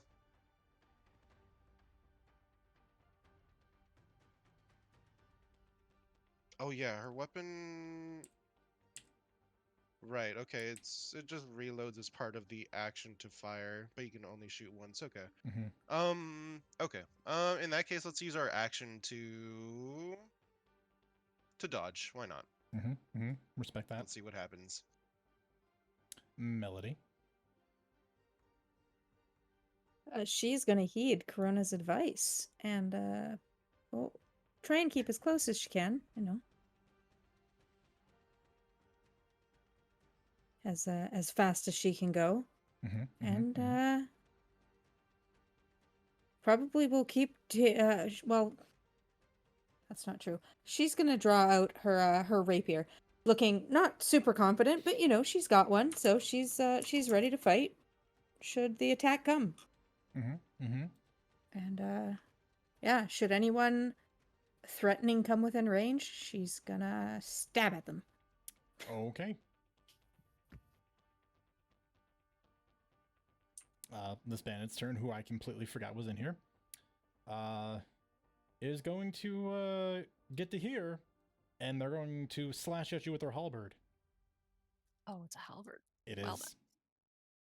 Which is unfortunately just out of your range. A modified 20 to hit. That'll hit. For 4 points of slashing damage. Got it. But that is the degree in which their turn has taken. Meanwhile, somewhere else.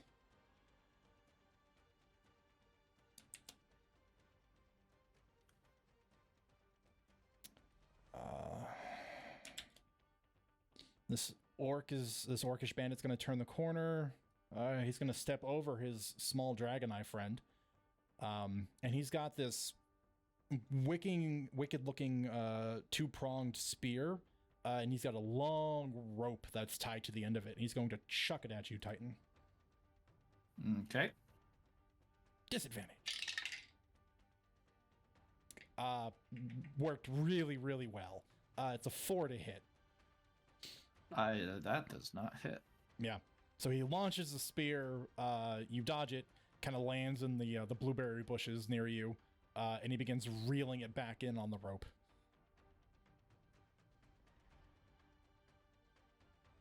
On Vanya's turn, she unfortunately does not have many great sight lines.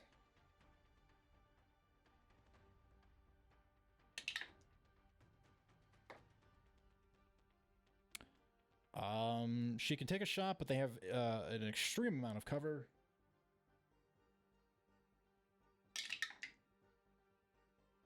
And she rolled a natural 19, so it's going to suffice.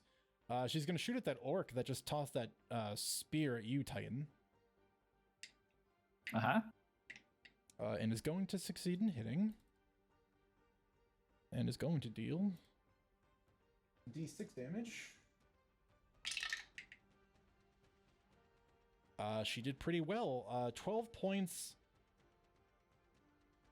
12 points of piercing damage, which is sufficient enough to reduce him to 0. So this orc comes around the corner, stepping over the small dragoneye mage, chucks the spear at you, misses, swears in Orcish, begins reeling it in, sort of the rope over elbow and shoulder. And then as he's doing it, he leaves himself open enough that Vanya manages to thread a shot over 2 of the cottages and basically just completely brains them in a very dramatic and gory fashion on the side of the tavern. Very well done, Vanya. Lilith. Lilith cannot just stay here forever shooting nothing, so she is going to move 30 feet to get essentially where she is on the map, and then dash to meet up with the others. That will be her turn. Okay. In which case, next up.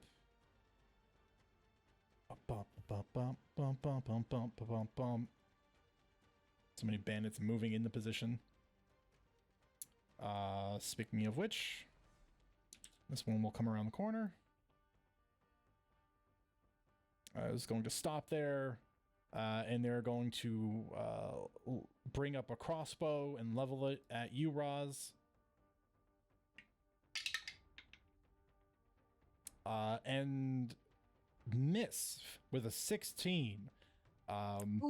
Yeah, so your attention's focused on this this halberd fighter inside the home, who's abusing you because of their range, and you manage to just sort of watch as this person turns the corner, and this crossbow bolt literally skitters like off of the splint covering your chest, off the pauldron, and just off into the the distance.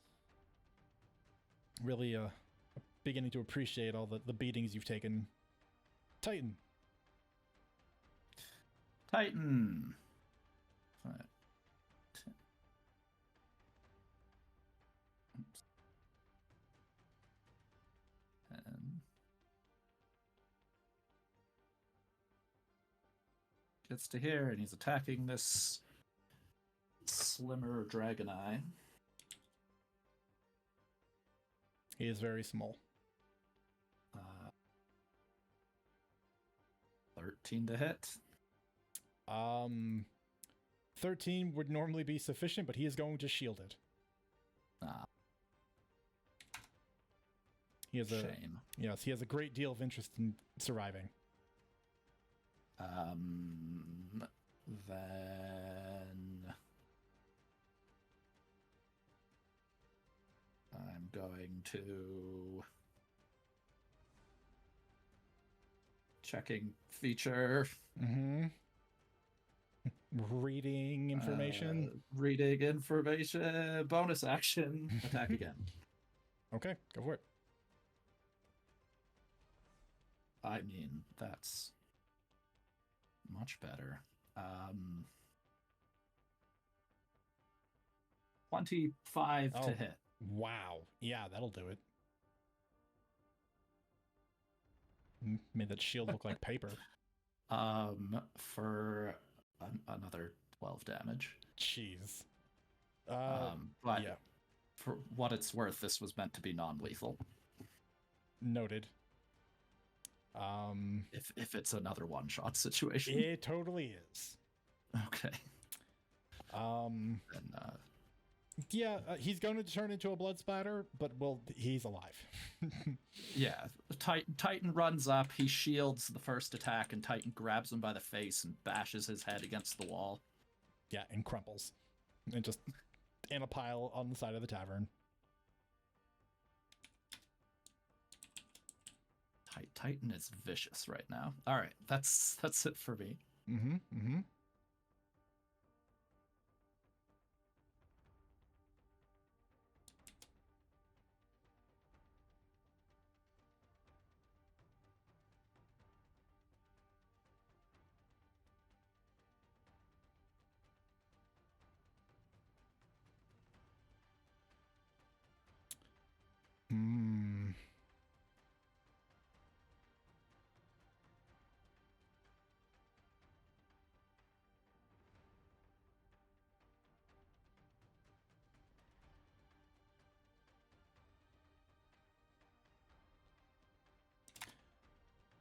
So I have an enemy that is yet to reveal themselves doing things.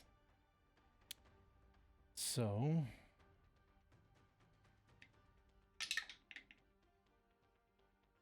sufficient?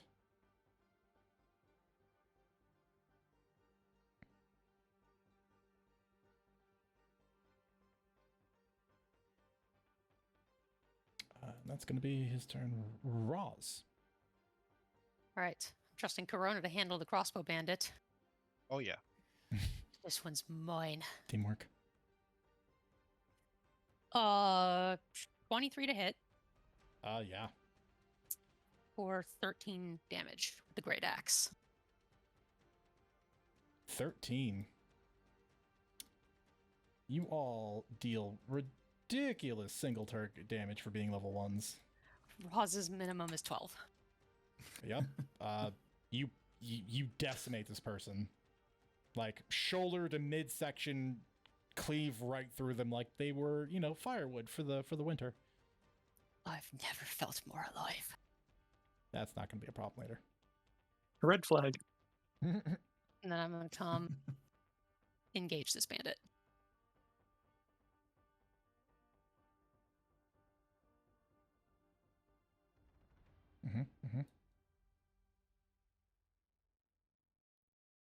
That's it. That's my turn. That's all. Okay, moving on.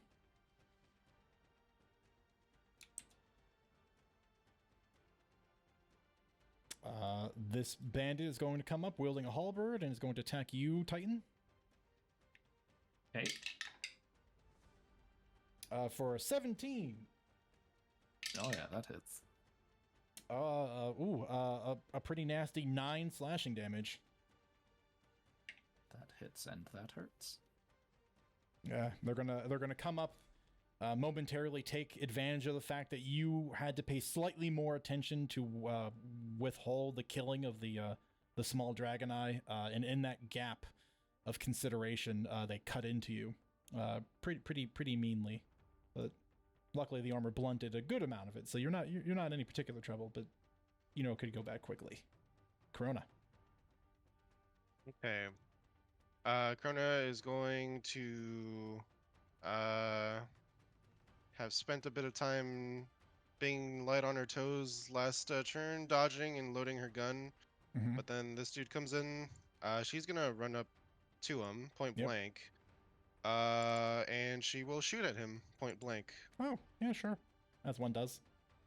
Mm-hmm. It does not incur any disadvantage as per her fighting style. Yep. Oh, whoa. It even asked me to roll. Okay, sure. Let's roll.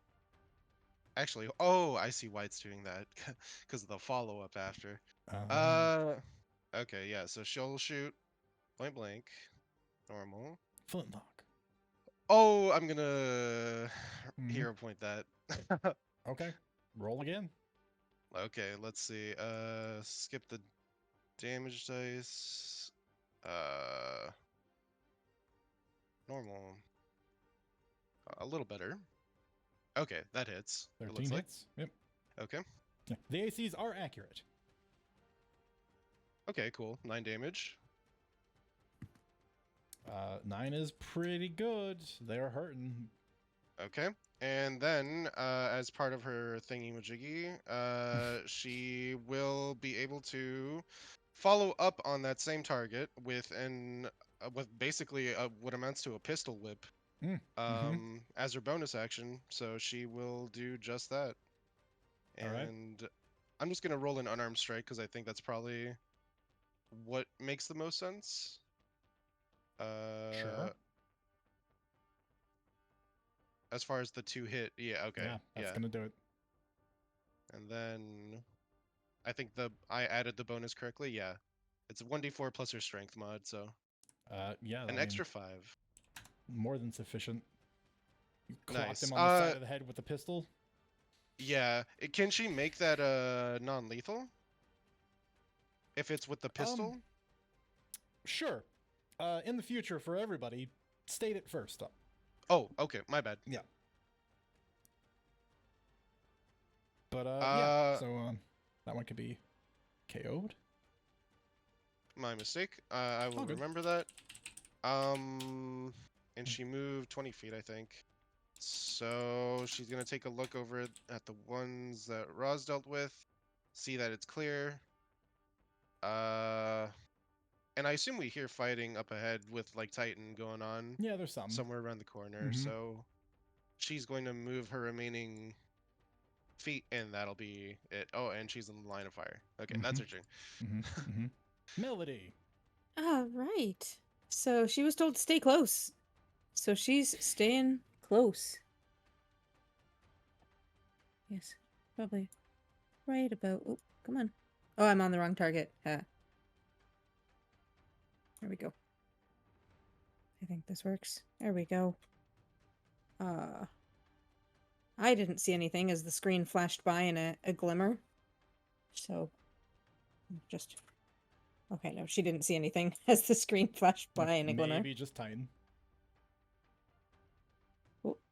And, she still doesn't see anything. So she is going to be at the ready with her rapier. Okay. And I guess in the free action of talking, just be like, "You got this, Ross. You're doing great. You're doing wonderful. Just like the trees."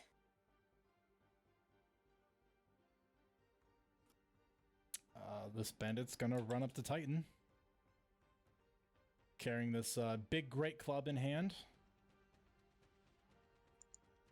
and is going to swing. For a whopping 11 to hit, which is a miss. That is a miss. So Titan, being a bit of an infighter, is going to see the great club swing coming in, step off to the side, just keeping moving agilely so that way it doesn't have to deal with the halberd fighter or this one now kind of harrying him. Vanya, somewhere far away.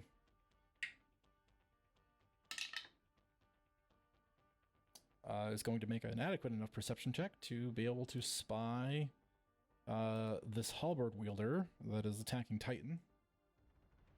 It's going to attempt to hurt it.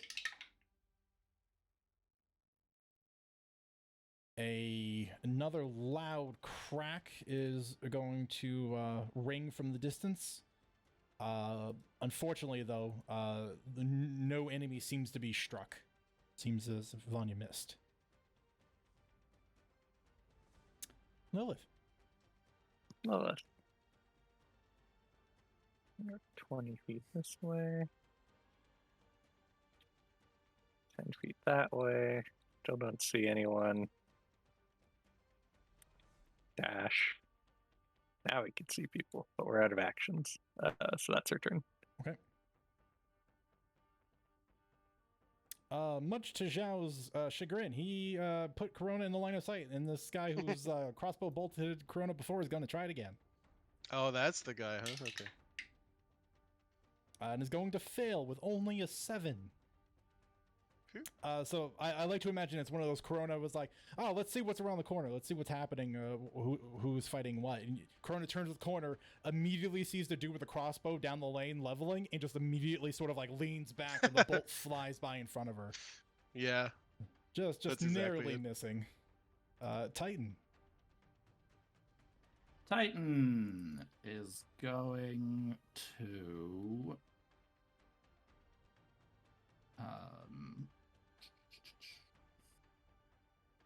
he's just going to attack this guy with a club that's right in front of him.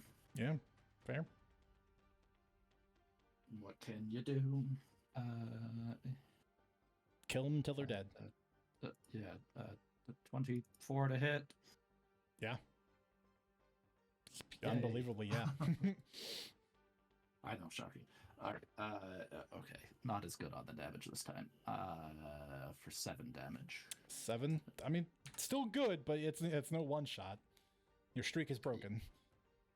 My streak is broken. That is... Oh, I should have done something else. I'm an idiot. Anyways, that's it for me. Yeah, that's all I can do. No bonus action? Unfortunately, I can't at this time. Okay, noted.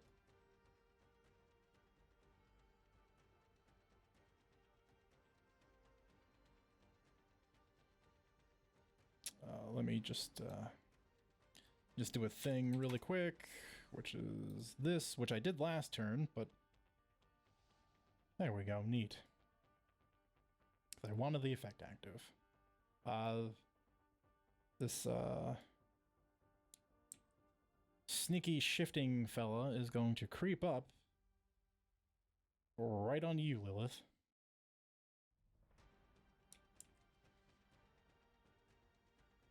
And they're going to attack you with a rapier.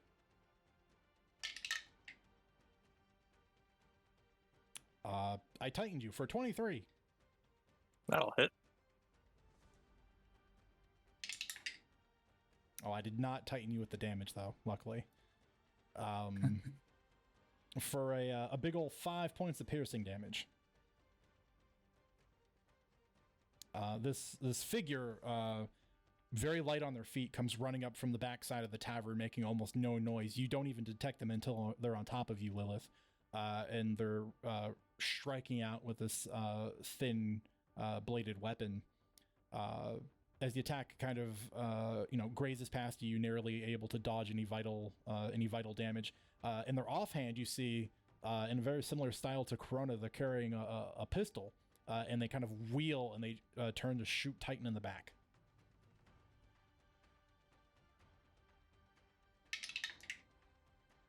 Hate being shot in the back. Yeah, it's awful. The good news is though they're gonna miss. Great. I rolled the natural 2, which is not going to suffice. And Titan is going to be okay. But it is important to note that they are kind of in this stage where you're looking at them, Lilith, and they're moving and blurry and kind of difficult to focus on. Like some sort of crazy shenanigans is happening. There we go.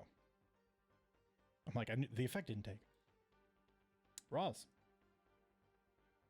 All right, I heard a gunshot. You did. And it wasn't Corona's. That is as close as I can get, unfortunately. But I can javelin from here. You can. It is at disadvantage. He is so blurry. Let's see if I need to use my bardic. It might come up finally. I do. That is a 9 without the bardic. Not great. With the bardic, it becomes a 14. That's pretty good. And is sufficient. Oh, heck yeah. 9 damage. Wow. Pretty good. Yeah, despite the blurry form, it still manages to connect. And they will succeed on their concentration check. That's neat. I just did the damage to the token and it rolled the concentration check for me. That's really nice. Cool. Yeah, convenient. But still, very blurry. Very nimble. Anything else, Roz? That's my turn. Okay. This bruiser is going to attack Titan using the reach provided to them by their halberd. But will miss with a 9. Oh my gosh. Yeah, Titan is just dancing. He's bobbing. He's weaving. He's floating like a butterfly, slashing like a bee. It doesn't work like that, but we're just gonna go with a Corona. Okay. Corona's gonna move 30 feet. Oh, okay. Wow. Yeah, this is. Oh, that's a cool effect. Okay. Yeah, right. Let's try and help Titan out a bit. Okay. We're right here. She is going to point blank shoot at this guy. So let's see. Can I just do this? Yes. Okay. Oh my gosh.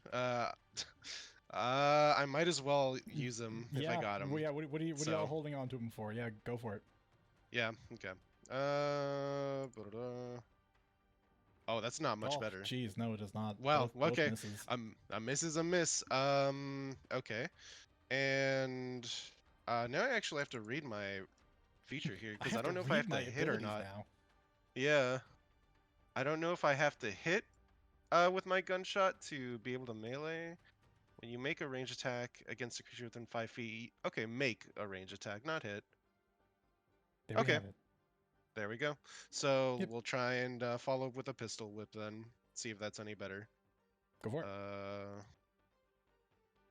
Oh my god. At least I can't jam my fists. I don't think. No, you're A-okay. Oh man. Okay. Well, action, bonus action, movement, that's it. Okay. Melody. I should unmute myself. You should. Welcome. Probably. Hi, yeah.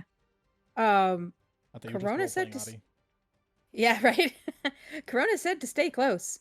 She is staying close, so that's to the 15. 20, 25, and 30. Is that right? One more. But yeah. Yeah, you have little shadow tokens of where you started the round, so you can see where you've gone. 5, 10, 15, 20, 25. Nope, that's 30. Right there. And that's a bandit she sees in front of her. Yep. But does he have a weapon out? Yes, a halberd. I can't. A halberd. Yeah, Oh. if it's this one directly in front of Corona, it's a halberd. There's yeah. also one all the way down here who's got a crossbow out. Oh. Well, let's see if they're within range. Measuring tool. Oh, they're not. So it's going to have to be this one. So be it. And, yeah. And we're going to need you to do some wisdom saves. Oh, you don't say. Audie's going to mock them a little. Yeah. Oh, this is what's happening. Okay. Yeah. It's in her strongest, most blustery voice. Too bad your mother didn't give you some manners instead of some hairpins. Yeah, roll your damage. That hurt their feelings. Yeah. Oh, nice. That's a D4. It is. Sorry, it's a 4. Oh, it's a 4. Nice. You did half that bandit's whole life just by insulting them. Well, he should have made better life choices. Rude.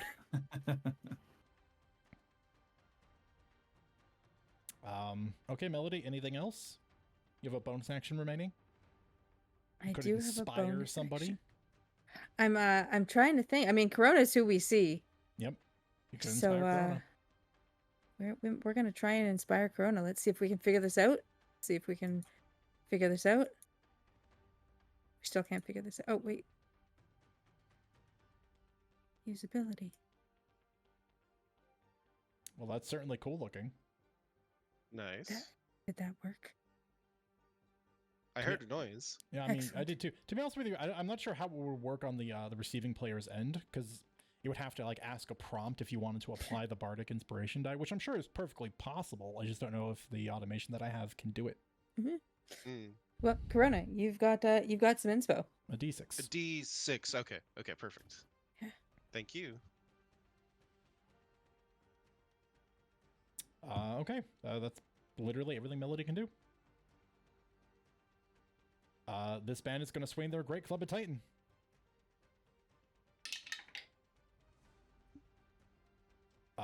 This time's a 16 to hit. That hits. I rolled a 1 on the damage die for 3 bludgeoning damage. Well, it works. And, they come in between them and the bruiser. They're just kind of just throwing blows left and right, trying to take you down to the best of their abilities. It's getting ugly. Oh, they get him down. That hit knocks Titan down. Ooh. And Titan crumbles.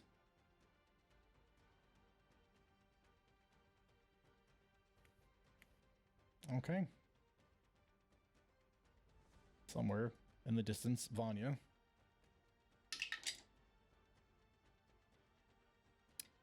This time, from Vanya's position, she doesn't have a really great angle, so she's going to instead spend her time moving, trying to get a better spot to shoot from.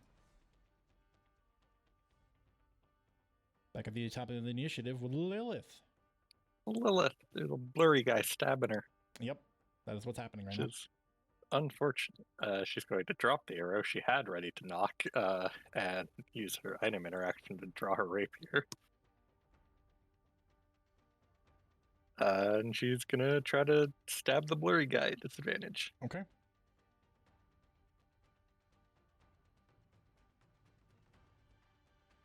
That'll be a 12 to hit. A 12 does not hit. His blurry form is hard to... The actual form in the blur itself is difficult to make out. And she wants to make room for Roz. She'll kind of pace around him. Mm-hmm.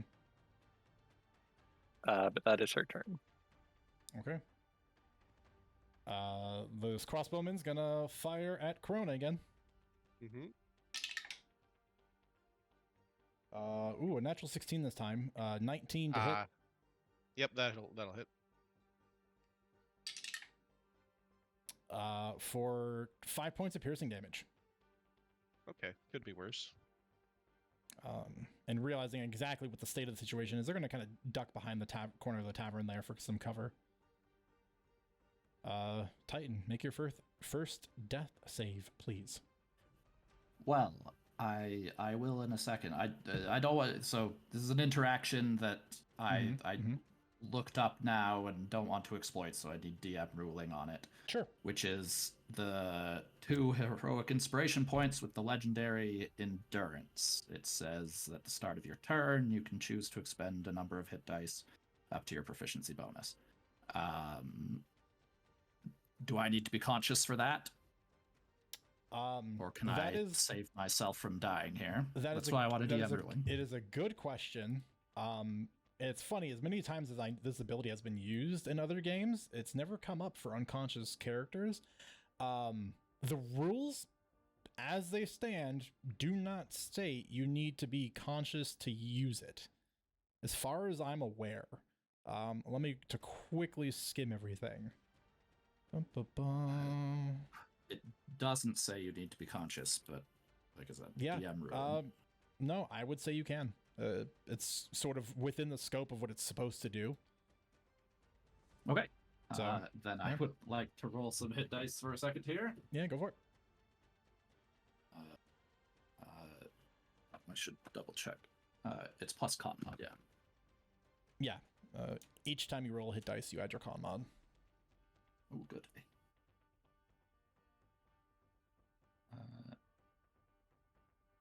That brings me up to full health again.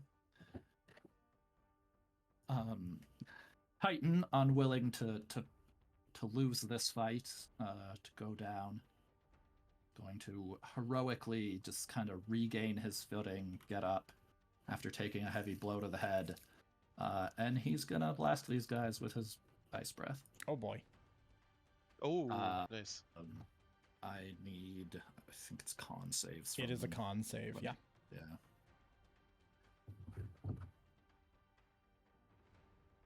B6, go. No particularly strong con scores here. What's the cone? Just to verify that Corona's not in any danger. Oh, the cone would be. That's it, because we can.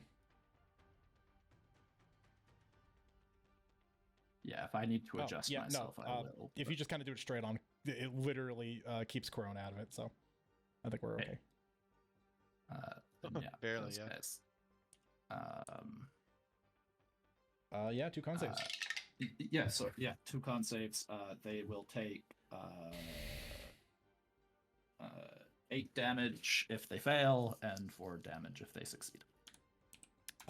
One is going to succumb to the frost breath. The other one is going to succeed and barely survive it. All right. And Titan's just gonna yell out to the bandits in general. We're slaughtering you like lambs. Run if you want to live. That's it. Make an intimidation check. Sure. I'm bad at those, but we're level 1. We're not expecting gigantic numbers here. Attributes. Do I have any bonus to it?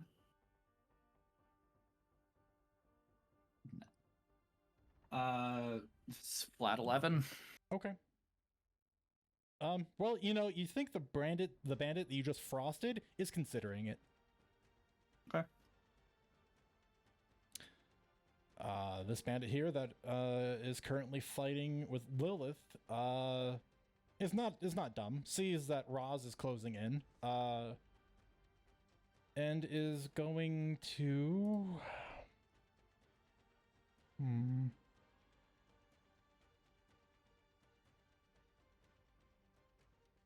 Yeah, no, they're just gonna turn and attack Lilith twice. So one attack against you, Lil. A 15 to hit. Just misses. And the follow-up will miss as well. They currently see their position as not advantageous, and they're going to use a bonus action to disengage.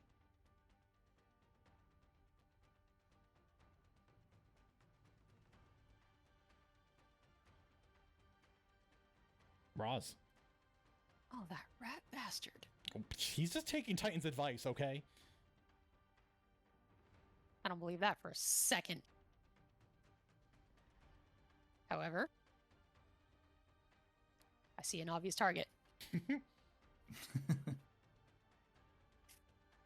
Swing with the great axe for a 13 to hit. 13 will do it. 16 damage. Yeah. There's only one entire creature on this entire board that could survive that hit. And he's currently running away. Well, that's my turn. Okay. Corona.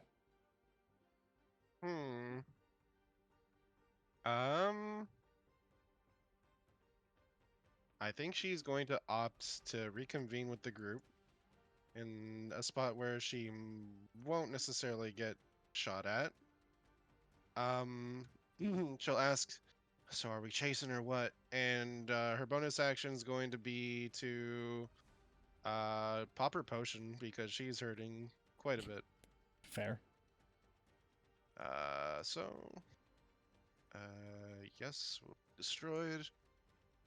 Normal. Oh, nice. Well, it's 4 is 4. Yeah. Level 1 it By counts. healing. Oh, it's not doing it. Okay, that's fine. But that'll be her bonus action, movement. I guess her action will be to ready to move with the party, depending on what they say. Sure. That's her turn. Melody. All right. Also going to be coming around that corner. Oh, let's try that again. 5, 10, 20, 25. As I say, I kind of just grouping up. How bad off does Titan actually look? Oh, Titan looks fantastic. He looks Titan fantastic looks again. doing better than anybody. That's what I kind of thought after that rest roll, but I figured I'd ask. Yeah, like he's covered in blood. You just don't think any of it's his. Right. You know. Yeah, and so I red. guess. Yeah, she's not spying any hostiles, so she's going to hostiles. Hostiles is a different pun in this matter. No, that's further down the road. Yeah, exactly. And she's, I guess, going to take the dodge action for the sake of this and just be like, all right, where did they take your advice, Titan? Titan's used his talking for this round. Yeah. So she's just dodging. Yep. Okay. Vanya's gonna try to spy anybody. Cannot. Will end her turn.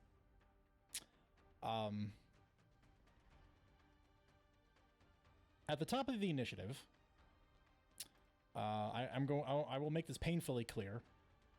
Due to the lead that one bandit has and the extraordinary movement of another, aka they can dash without a full action, without using an action to do so, aka they can use a bonus action to do it.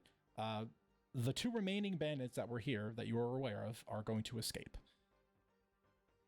They are not going to cross your line of sight, and they're going to flee somewhere northeast, east, southeast. Makes sense. And I will say, so there is no uncertainty that the combat will end.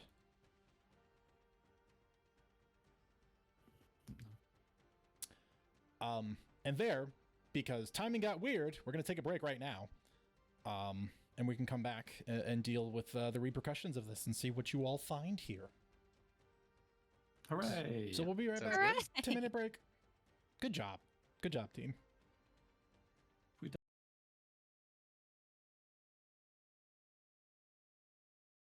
There we go. I hit the wrong button, so I didn't mute myself. But now we're back. We're back, baby. I was going to say after a harrowing fight, but clearly I should have made it way more difficult. I don't know. Corona and I both, like, Corona was close to going down. I went down. Yeah. Like, this wasn't an easy fight.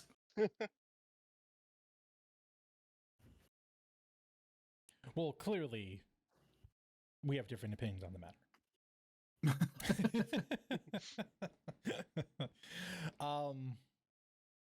Yeah, so the combat is officially finished, with at least the meta knowledge being implanted in all the minds of you players that the remaining 2 bandits that were here have taken Titan's advice and fled. And after a cautious, cursory sweep of Othern, you can confirm that there are no other living bandits here save for the 2 that have been knocked unconscious and are outside the tavern. Speaking of which, what would you like to do with those 2 people? Titan would like to tie up and gag the one that he caught. Why? Yeah, Kern will do the same. That's why we brought rope. Oh, is that why you brought rope specifically for hog tying bandits? That is Actually, yes. Why I brought rope. Yes. Yeah. Had I known.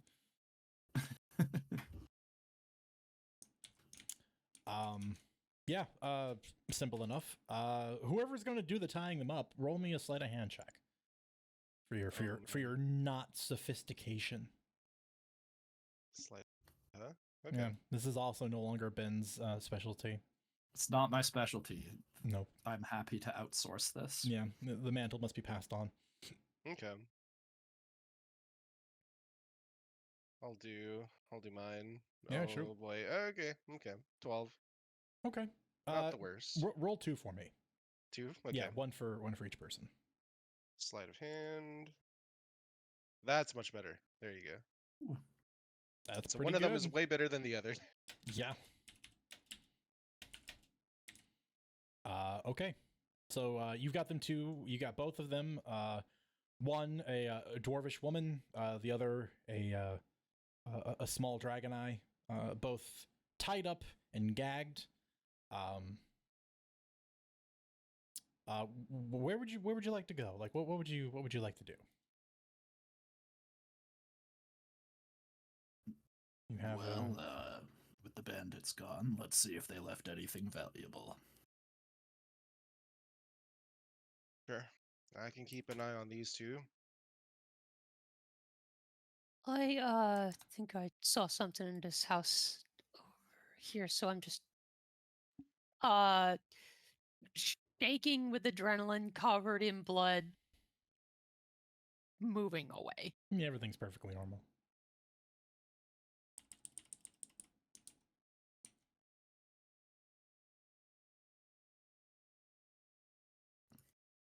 Okay, so Roz is gonna head over there. Titan's a little worried that Roz is in shock.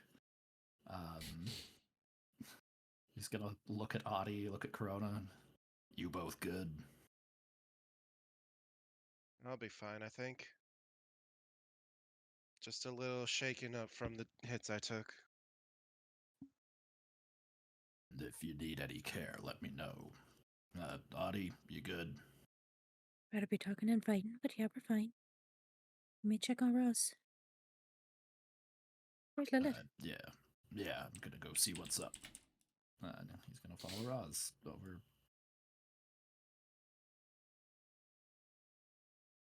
Okay. Where did that girl go? Yeah, I mean she'll get there first, so we can play out what you see and do. That's so yeah. While they're watching Roz walk away and going, how's everyone else doing? And then start trailing after you, Roz. You walk back to this small cottage that you initially encountered that one bandit that was clearly waking up from a nap. And when you come back inside, other than now the body and leftover viscera from absolutely wrecking that person, you see a small single-person abode. There are some rough signs that clearly a different altercation has occurred here previously due to the broken door and what looks like a chess game or rather, pardon me, a game of Lords and Ladies interrupted, and then some very old, very dark blood stains on the floor and bed.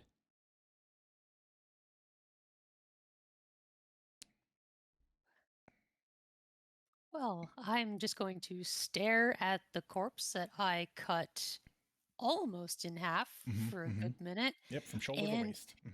And with absolutely shaking hands, just start picking up the pieces of this board game because I don't know what else to do in this moment.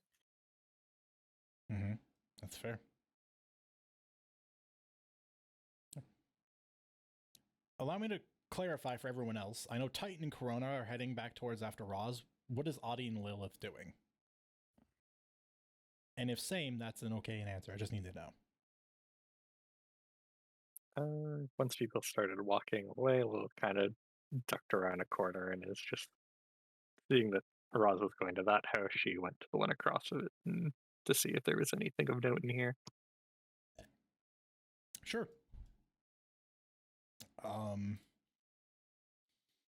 As you cross over and step into that room, you see a what was once a neatly kept abode, a bed large enough for two, a wardrobe to the south that looks like it's had all of its various drawers and cabinets clearly rummaged through.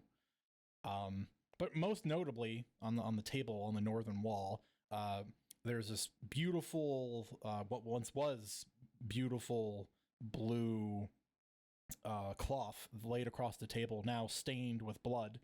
And against the wall, on top of it, there's this clamshell with a figurine of a feminine figure holding out two hands with a cup in it. They have this long, flowing, wavy hair behind them, and there is a fish that has been butchered on top of that once fine blue cloth.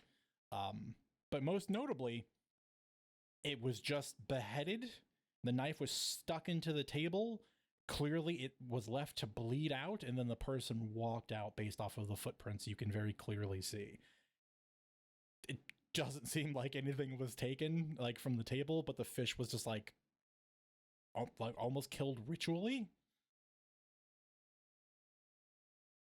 Kind of raises an eyebrow at that. Does the fish look somewhat fresh, or? No, it's very rank. Okay. Just gonna leave that be, I think. Okay. Adi, where were you? Yeah, she was again, she's not really sure how to feel about this. She's not quite like in shock or shaken, but she's like, she'd rather be talking with them than having to fought them, but I'd say she's probably kind of sticking around with Corona a little bit, just wanting to stay near someone, and unfortunately Corona's in her line of sight. So Unfortunately, it's you. sorry, Corona, you're stuck with her. No, it's okay. It's okay. Do you think there was a chance we could have just talked to them? Or did they seem reasonable? I mean, to be honest, they're the ones that opened fire on us. Pretty sure I was the first one to get stuck by something here. And she'll show you the wound where the bolt kind of struck her on her side. Mm-hmm. How bad does it look? That was the one that was like a 10 damage one or something, Yeah, right? it was. Yeah, The it was max 10. damage roll. Yeah, Yeah. it So was a damage roll. Yeah, it was pretty bad, but the potion probably did a number on kind of stopping the blood at least. Yeah. So it looks like it's on its way to mending. Oh, she's like, oh my Yeah. goodness. Oh, yeah. And she's kind of staring at it a bit, kind of little dumbstruck, being like, I wish I could have seen that. I would try to help you. Nah, don't sweat it. Point being, I don't think they were probably willing to talk too much if they opened up like that. That's just how these things are, I guess. But the good thing is that we tied up two of them. Might still get some info out of them.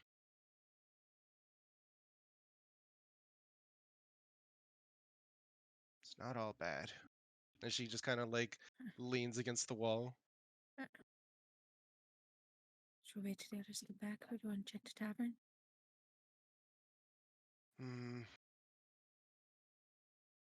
I'd say we wait for them. They probably won't take too long.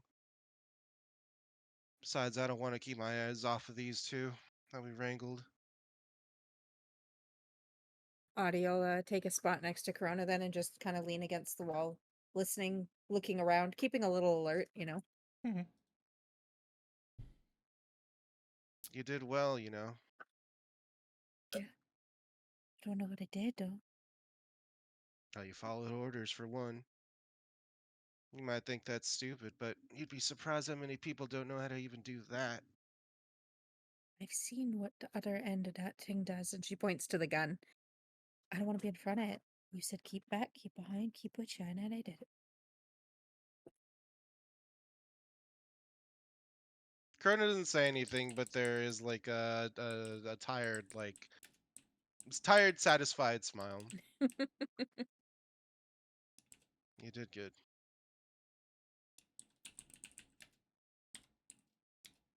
It's any time when you talk that I think I'll do better now. But we all have our strengths. Yeah.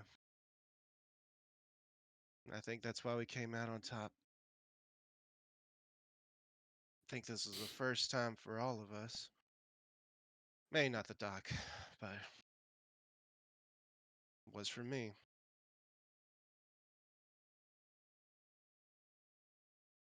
We can take back a town like this. We can take back Greenwood. Kind of almost believe it now. We'd actually be able to do it. Yeah. It was just us and Vanya, wherever she's at. I imagine with a little bit more help, we could probably take it back. Here's hoping. With the fury of Raz and Titan, I think we can do a lot. Yeah, they'll probably carry a whole bunch of it. That's for sure.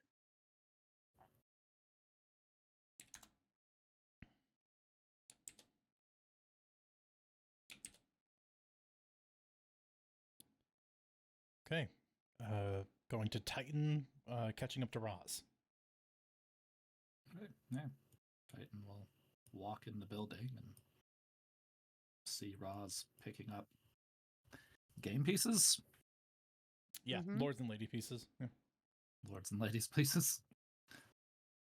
Hey kid, you doing okay there? I think I'm just holding a piece and looking for somewhere to put it. Never better.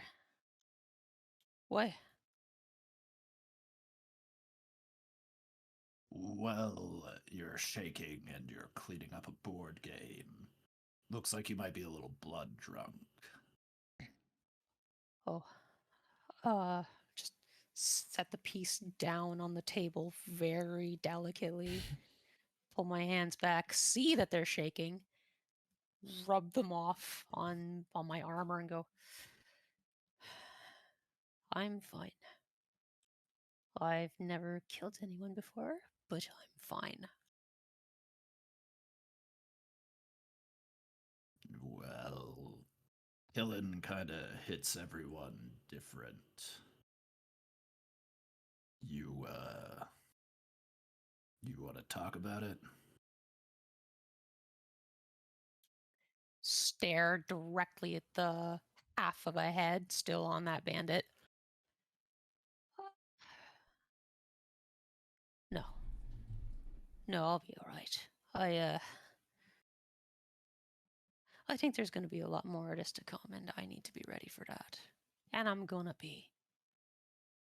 Just in the meantime, gotta get used to it.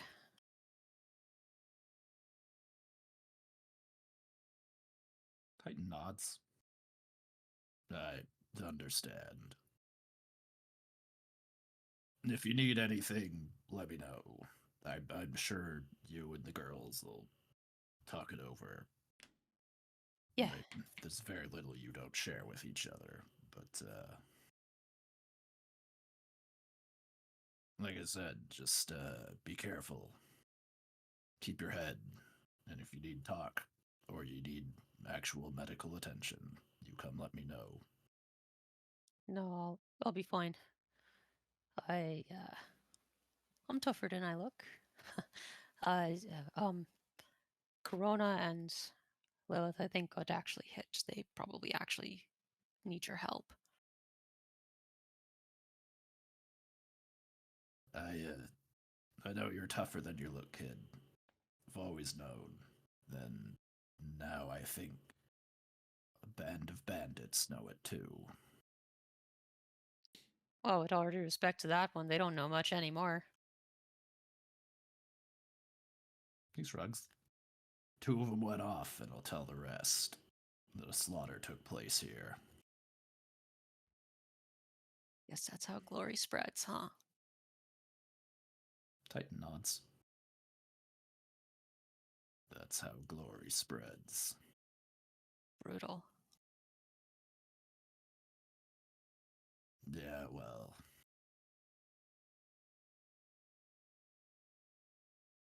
It's the life we chose, kid. It's the life we chose.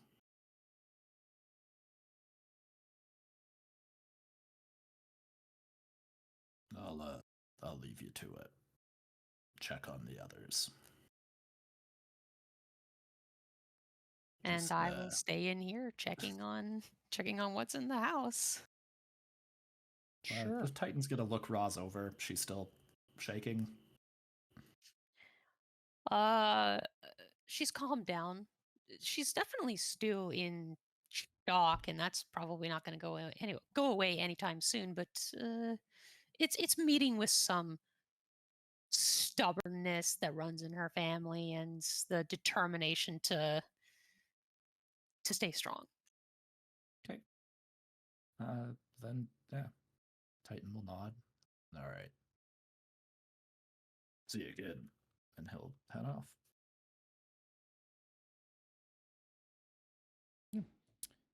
Roz, while you're in here by yourself, make an investigation check for me. Oh, you got it. Yeah, I know you're just killer at these. Natural one. Nailed it. Oh no. Yeah, there's plenty of stuff to keep you occupied. I think there's a fork in the sink.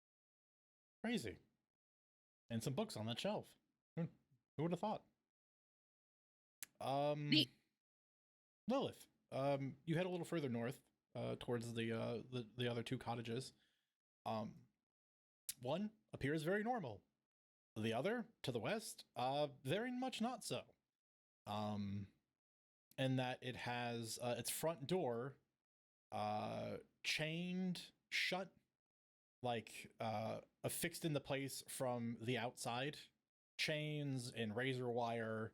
And you can tell there's like symbols in blood that have been drawn on the door, as if to like prevent people's interest from trying to enter.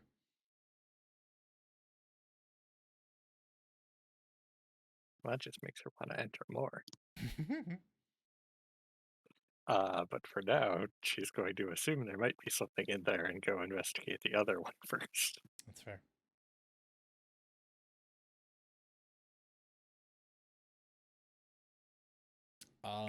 Step in and look around. Yeah, when you enter into this cottage, you can tell that someone's been living in here pretty recently.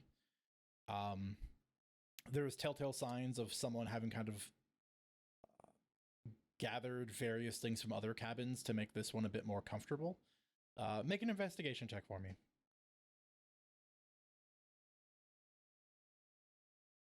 I'm going to use inspiration. As you should. I'm going to use another point of inspiration. Ouch. You're so heroic. All right, we went from a 1 on the dice to a 2 on the dice to an 18 on the dice. Oh, that's much better. That is a 26 total. All right. Yeah, so when you kind of walk in, you very quickly take in a bunch of information. You notice that there's like several pillows on the bed that don't have a color that sort of match the rest of the tone of the room. like they've been taken from another one and added here for someone's comfort. The bed is very kind of messily made, almost like someone just sort of takes a blanket and throws it on top. You can tell there was near the front door, there's like an area where like dirt and rock and grass is kind of gathered where someone kicks off their boots when they come through. The table looks like it had a meal on it that's been well left, and maybe they return to in the future. Like they sit down there and kind of eat and then, think about whatever they're doing at the time. The bookshelf on the eastern side, the northeastern side of the cottage, was completely ransacked, like someone was rummaging through it looking for something. You don't know if they found it or not. There's a very nice iron-faced vase on the top of that shelf, which you can appreciate its craftsmanship. You think it might be worth something. Other than that, there isn't really anything exceptional sitting out. So you've got the vase on the top shelf. The bookshelves have been sort of like vandalized, again, looking for something. You don't know what it is. And the meal on the table does have what looks like a shoulder satchel on the table, which might be worth rummaging through at your discretion. She'll flip open the satchel, see what's inside. Inside is like a leather notebook. It's got like a pull strap onto it. And inside that, several sheafs of loose paper and a charcoal pencil. And if you take a brief moment to quickly skim over like the first page or two, you realize the contents of this satchel looks like the starting bits of someone's attempt to write an erotica novel.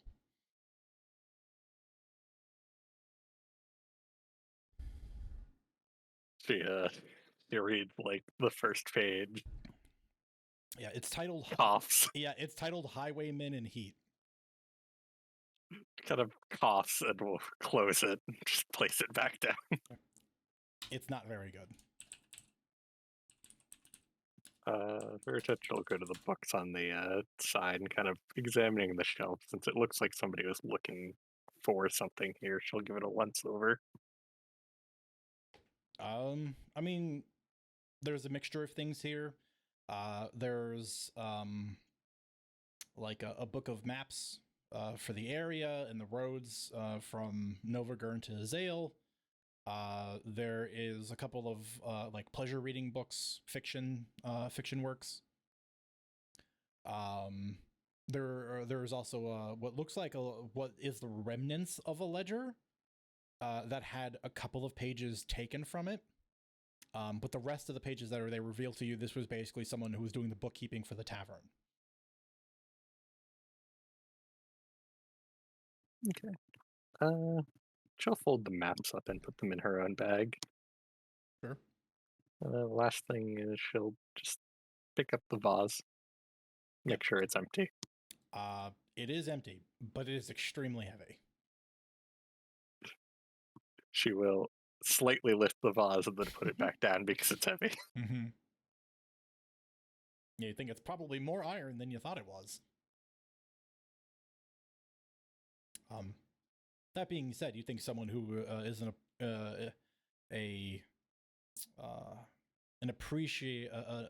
that would appreciate dwarven like artwork and craftsmanship would probably really like this vase.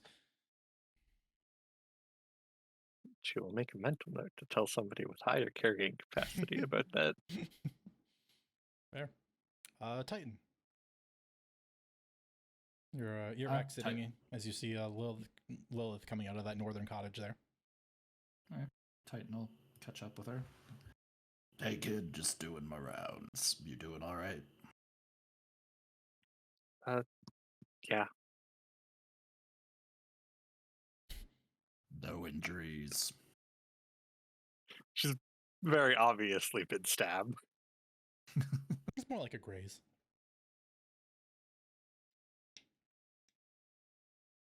And I'm fine. All right. How are you doing? Is this your first time killing anyone?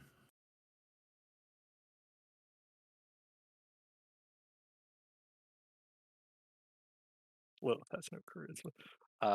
She makes a bit of a face when you say that. I didn't kill anyone.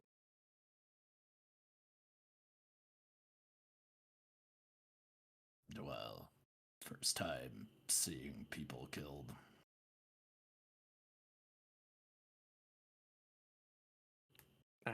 I guess I was kind of caught up in the moment, didn't really see any of it, to be honest.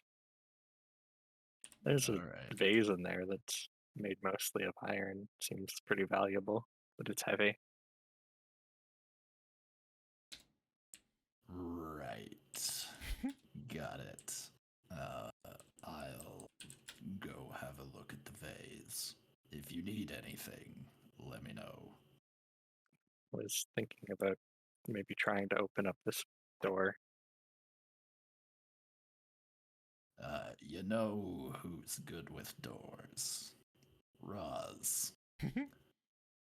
I think she could use the distraction.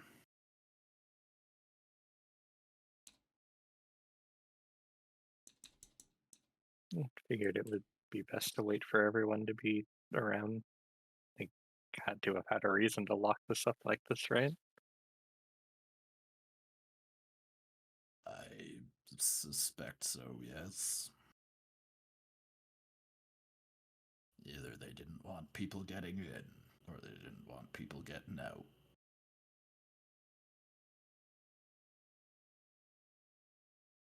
Hopefully the first one.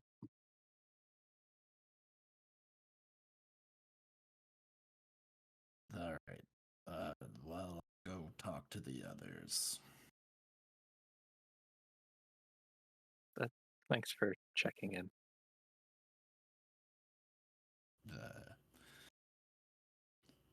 I might be getting paid for something different, but it's still my job to make sure you're all right.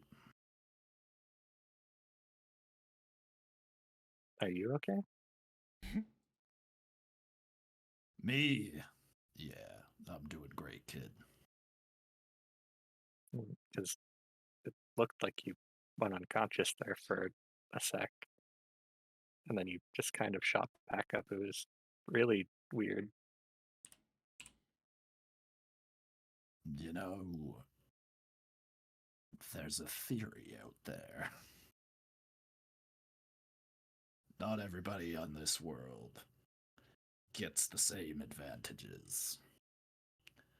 I've seen changes in all of you, all of us. I think there's more to us than there once was.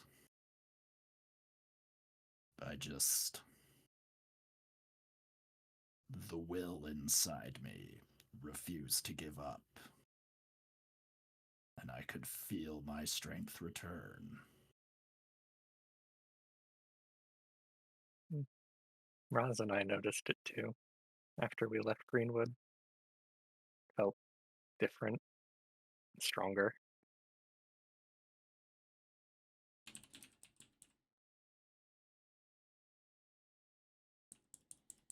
I think we're going to change a lot as this journey goes on.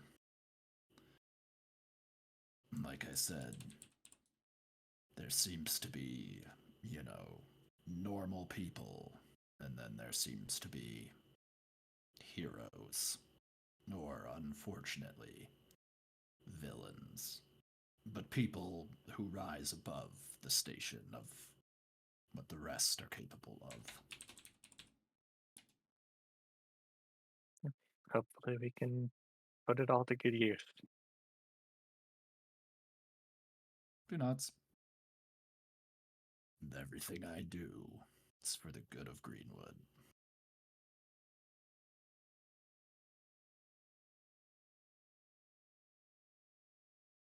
But I'll go talk to the rest. Yeah, make sure Audie and Corona are okay too. Tight nods. They were when I left him. Speaking of Corona, Adi, you guys had your conversation. What were you doing after? Like, what was the follow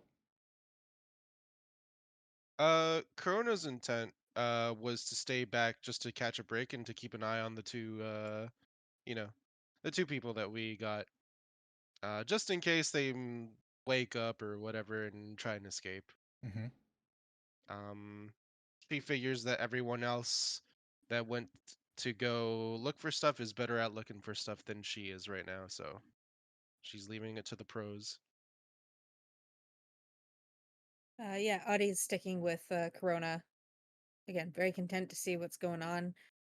Oddly enough, the reason that she stayed behind wasn't so much worried that the prisoners would escape before interrogation. She was more concerned that Vanya would show up and go, "Why'd you leave these two alive?" and stab them. So Hilarious, because I thought about that. yeah.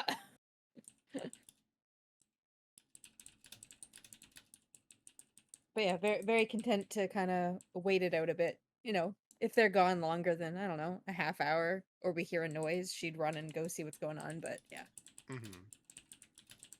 Okay, so just being responsible, keeping an eye on the party, or the captives, and making sure the party doesn't get ambushed. Fair. Yep. During the time of Titan finishing talking to Lilith, willing Lilith to go start working on the barbed wire, Roz still just kind of nudging things around with a boot or the end of her axe and trying to find things. Vanya does eventually show up after about 5 or 10 minutes or so. We'll sort of walk in between the cottages, rifle slung over her shoulder. Titan, what direction were you heading in after Lilith's conversation? He was probably going to head back to where Audie and Corona are. Okay. Vanya's coming up behind him. Basically. You'll hear a call from a distance as you're getting ready to make that pass between the cottages. Hey, Dragon Eye. Good fighting out there. Thanks. You saved my butt with a few of those shots. Well, it's what I'm best at, after all. But I have to admit, I kind of doubted your group.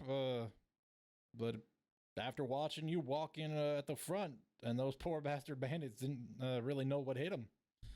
Literally, in the case of that poor bastard, and she looks to her left at the one that is just, again, in a twisted spiral of a mess.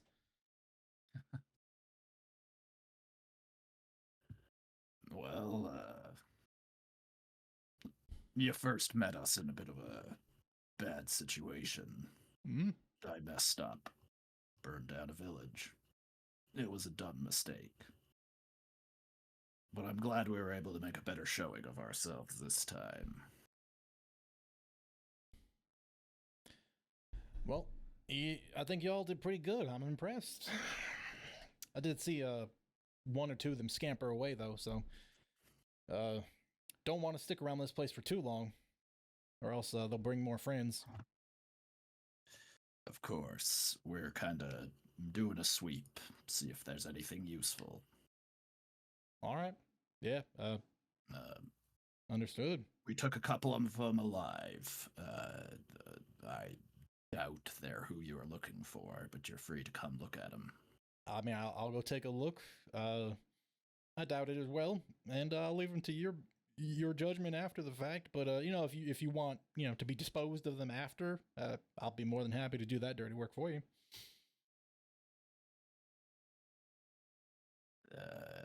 I'm not sure that's the route we'll go, but we'll see.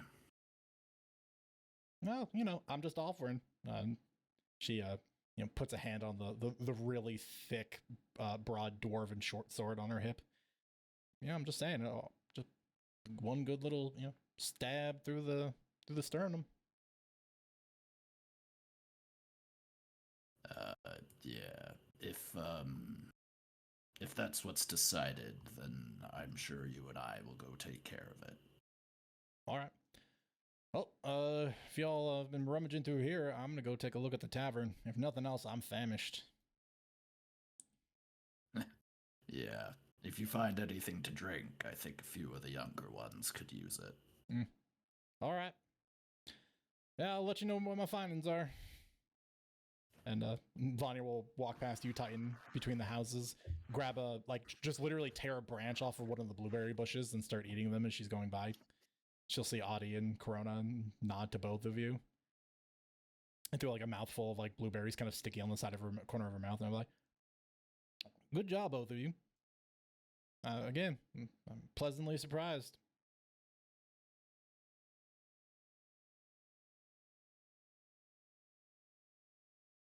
She doesn't even wait. She just goes into the tavern. Corona, with your passive perception, from around the corner, you hear like a long, low whistle, like Vanya's walked into something that's impressed her or surprised her. Ah, okay. She'll kind of look back, even if there's no window or anything, but just, solid wall. Yeah.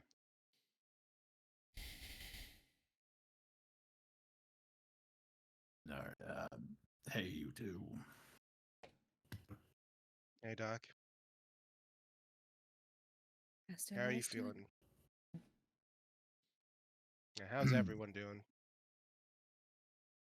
Roz is a bit blood drunk. I seriously have no other word for shell shocked, but shell shocked. So we're doing blood drunk. I'm sorry, guys. For what it's worth, shell shocked will probably be invented during the course of this campaign, so it'll get there. You'll get there. Gotta have shells first. Yeah. But she's tough and stubborn, so she'll be all right. Lilith got a bit of a nick, but she's more interested in avoiding this topic and situation. So I didn't press the issue. And Sounds as for fair. me, I'm doing fantastic. Well, you're walking around without a limp, so you're probably not lying. You did go down, though. If you need any supplies or anything, I bought a healer's toolkit for you. Thanks, I'll let you know if mine runs out. But I appreciate it, Corona.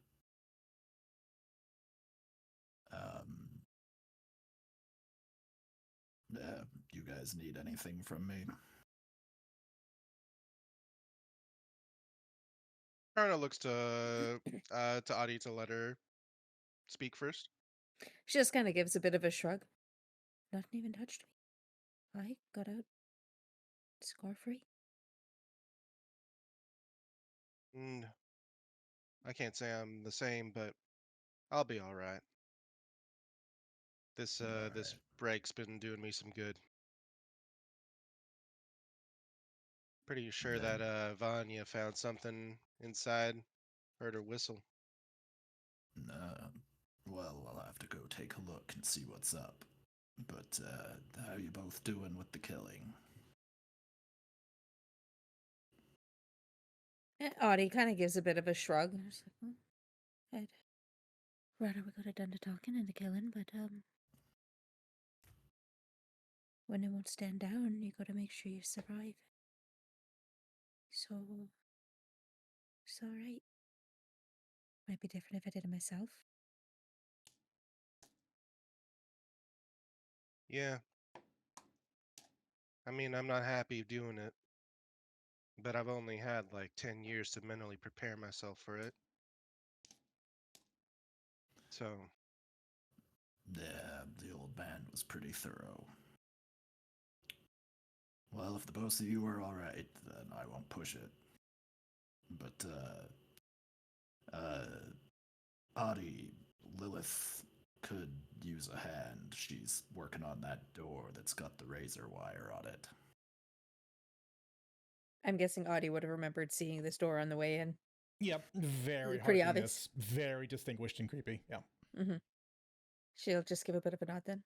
Right then. Make sure Vanya doesn't get to those two. And she'll head off. I'll keep an eye on him. You're good to watch him by yourself? I mean, everyone's around the area, right? I'm sure once we're starting to move out, I'll know. Alright. I'll go see what Vanya's doing. Or Sounds what good. she's found, anyway. So Melody, you walk over, between the houses towards where you see Lilith on, working in front of the door on the northwesternmost cottage. And she's just kind of doing a very slow, deliberate process with a dagger, just trying to work her way through the razor wire that's entangled within the links of the chains and kind of wrapped around the sides of the door, nailed haphazardly in places. Mm-hmm. What'd you find out of it? Her ears twitch and she looks over. Oh, Audie. Hey, what was that? What you need a hand? What'd you find there? Oh, sure. Just be careful. Just seems like a lot of effort to keep this place shut. Means there's something inside, right? Are there any windows to these buildings? Yeah, there are. It's worth noting that there are windows on the fronts of all of the cottages except this one, where you guys know because you came in on the northern side of this cottage that it is on the north-facing side. Mm-hmm. But I can also tell you in advance that the curtains were drawn. Okay. Well, it probably means they got some inside and one out.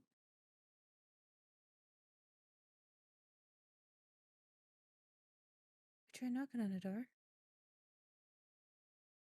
She looks at the door covered in chains and barbed wire. No, I haven't.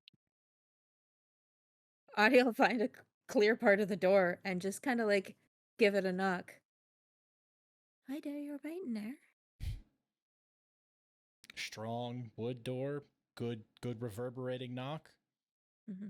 You wait a couple of heartbeats. No response.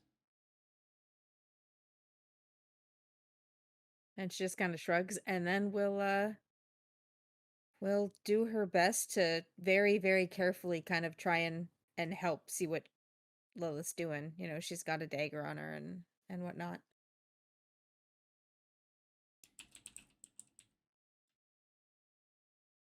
Okay.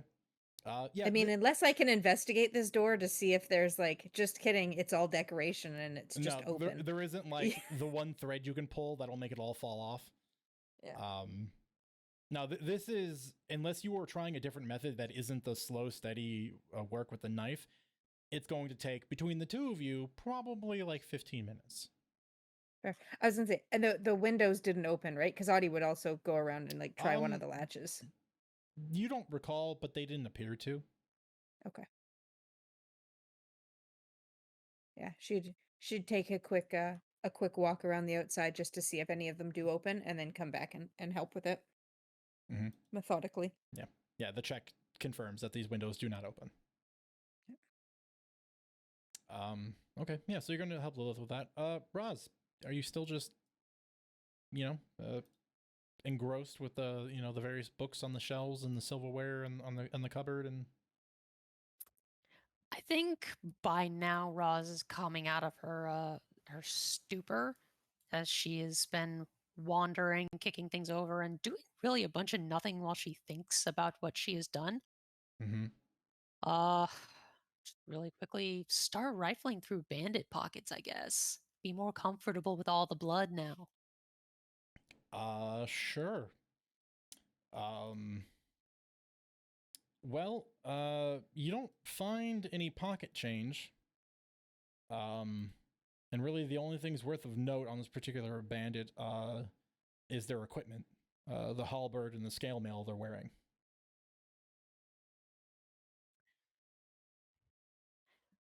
Other than Vanya's wagon, we haven't seen anything so far to help us get this back, have we? Not really, no. Not going to bother with that then. Like even if Vanya was generous enough to offer, like it's just a hand cart. It's not like a proper like trader's wagon that you would ride up and down the thing you would hitch the horses. It's literally meant for one person to haul. Yeah, we also don't have any draft animals. Yeah. And I mean, it's full with Vanya's crap. It's the other half of that one.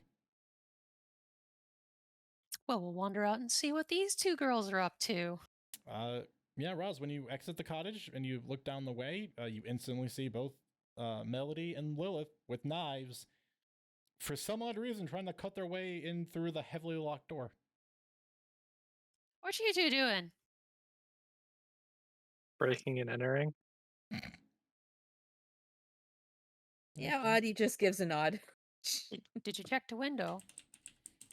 I checked the window. You're talking to the one who believes out her window all the time. Of course, check the window. I'm gonna smash the window with my axe real quick. Yeah, sure. If you want to go to the northern side of the house, you can take your axe and swing at the window. Make an attack roll for me. Yeah. Lilith flinches the moment it shatters and just cuts her 15? finger on some of the wire. Wait for it. 15? 15? Yeah. You collide. The great axe or the woodcutter's axe? Well, this is the woodcutter axe's job. Yeah, that's fair. It's for breaching and clearing. Gotcha. Yeah, the woodcutter's axe smashes through, the cinder parts of the window of the frame that are made of wood easily. The glass shatters. And you see these very beautiful white linen curtains hanging up, drawn aside.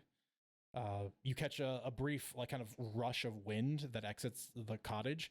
It is warm and sweet smelling, like cinnamon and lavender. You just part those curtains. You part the curtains a little, take a gander. You see there's a table, several chairs, and there appears to be something laid across the table. And there's a couple of cards that are lying face down on top of the cloth. Huh. That's one way to get in. You think you could squeeze in through there? Probably. Give me a bit of a boost so I don't cut myself on any of the glass. Yep, step where you need. Well, we'll carefully, with Roz's help, try to get through the window. You're small. She destroyed this window. It's not like you're trying to squeeze in through like one of the 4 parts of the pane, so you can get in.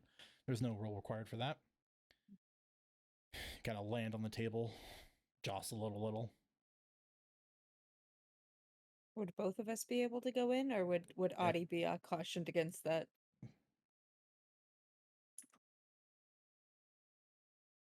I can't crawl through the window. Oh, sorry, and I also couldn't see your token because I think you're under Roz.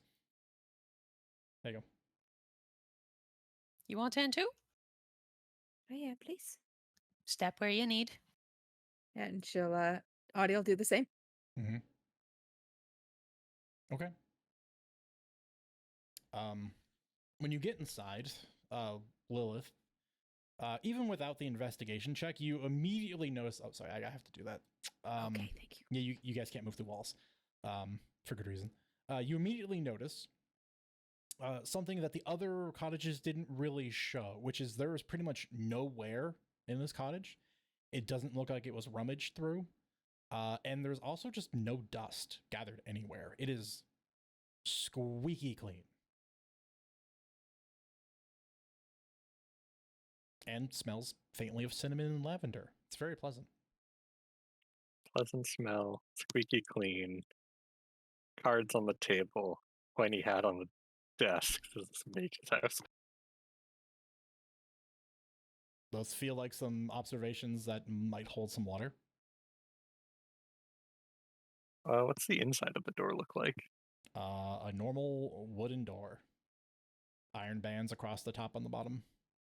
Standard lock. Well, cool. She'll take a look at the cards first. Sure. Like I said, there's a very nice cloth of white trimmed in gold across the table. Set in the middle are 3 cards face down. They have a back of blue, white, and gold, with some cards being primary blue with trims of white and gold, and then some being primary white with trims of blue and gold. And there is a stack, a deck as well, that was easy to miss from the parted curtain that is just off to the side, which looks about to be like 30 cards deep. It is sitting there, immaculate in its condition. They look, even just at the look of the cards look very valuable. Just gonna flip the card on the left. Okay. roll me a percentile die.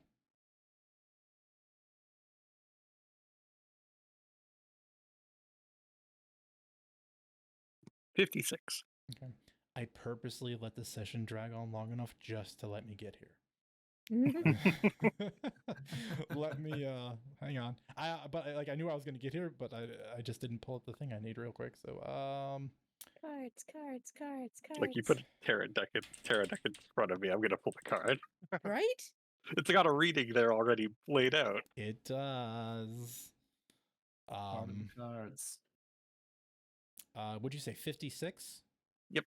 Okay. You flip the card, Lilith, and the leftmost card, when you flip it and reveal it, it is a beautifully, artistically done, like a rendition of a androgynous form with these wings that are covered in these swirling patterns of multiple colors, almost as if like a rainbow had been just smeared across. They have these details that break it up of lines of swirling gold along it. These two huge wings on the back of this androgynous figure whose form is nude, but they also don't express any like physicality towards gender at all.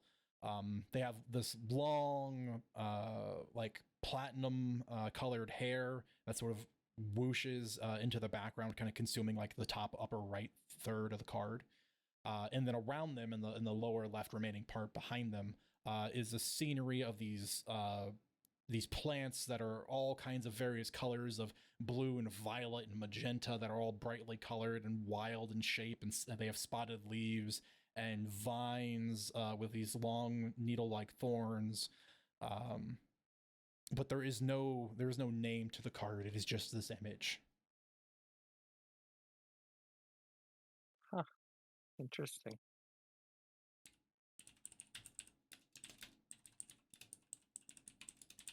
Shall flip the next one.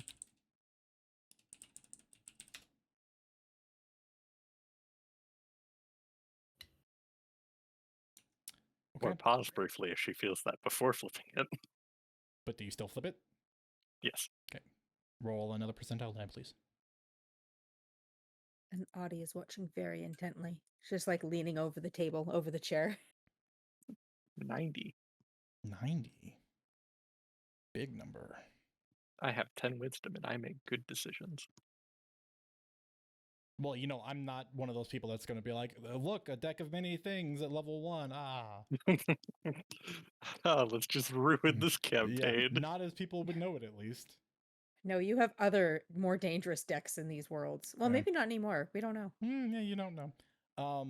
The center card, when you flip it over, is a depiction of a Dareen of blue and white skin and coloration. They are wearing a set of sleek white and green armor. They are standing next to this glowing, just absolutely majestic horse. Except when you further take in information, you realize that it has a swirling curved horn coming out of the center of its forehead. It has this huge glowing bright sun, like god ray, kind of illuminating everything around it. It's standing there with its hand on the back of this horse. You can feel that there's this sense of trust and camaraderie between these two figures. The Dareen is holding a spear with a shield kind of leaned up against his one of his front legs. But in contrast to all of the brightness that is pretty much like this top 2/3 of the card, the lower 1/3 of the card is extremely dark, and it kind of has this weird shift in perspective where it suddenly, even though it's kind of like in this one, it's in this flat dimensional existence of a card, and you see that these two are standing next to each other, but this lower third of the card kind of, it feels weird when you look at it because it kind of dips and it gives you this sense of depth that you're staring into this dark, bottomless hole.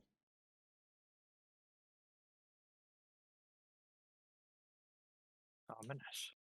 A little bit.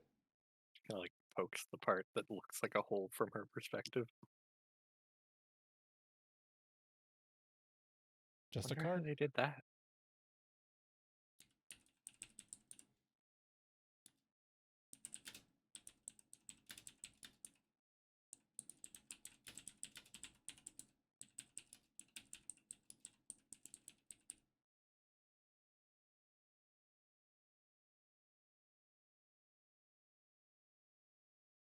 Are you noticing anything different? I mean, it smells nice in here, and it's a bit, doesn't quite match the outside now, does it? I Yeah. am curious if there's any motifs or anything. Audie really likes, again, ancient histories and the title bearers her dad taught her, even though they don't exist now, you know. So she's really looking around for anything that would be unusual. You can make an investigation check or a perception check if you're just like looking at the room from where you're standing. Yeah, it's from where she's standing, so I guess that's then perception. A perception. Yep.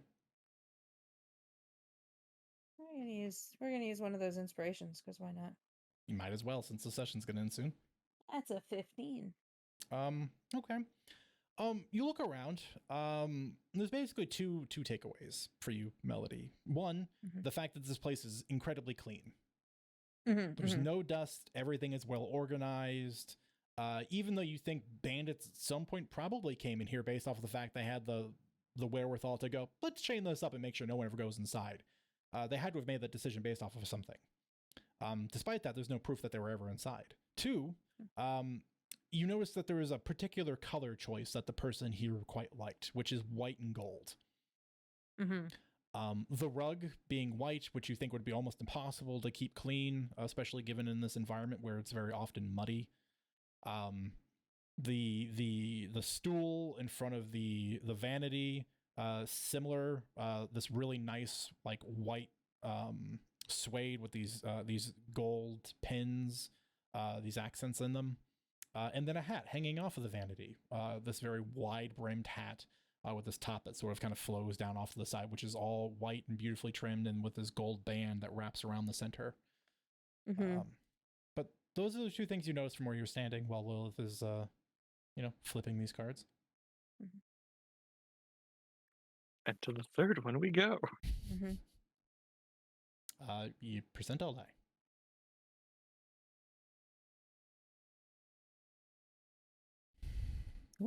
Another pretty high roll, 80. Mm. Apparently my D100 likes rolling double zeros. Oh, double zeros? Double zeros? That's an 8, my friend. Oh, that. So what was your last Yeah, that's one? right. Was your last one a 90 or a 9?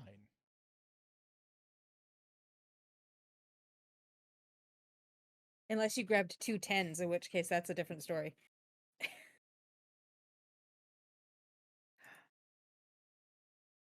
Have you been cheating me all along, Quinn? Oh, no. Have you been rolling 9s and 8s this whole time? I think the last one was a 90. Yeah, the last one was a 90. This one was an 8. Okay. Wow, you have no idea how dramatically that just changed the reading.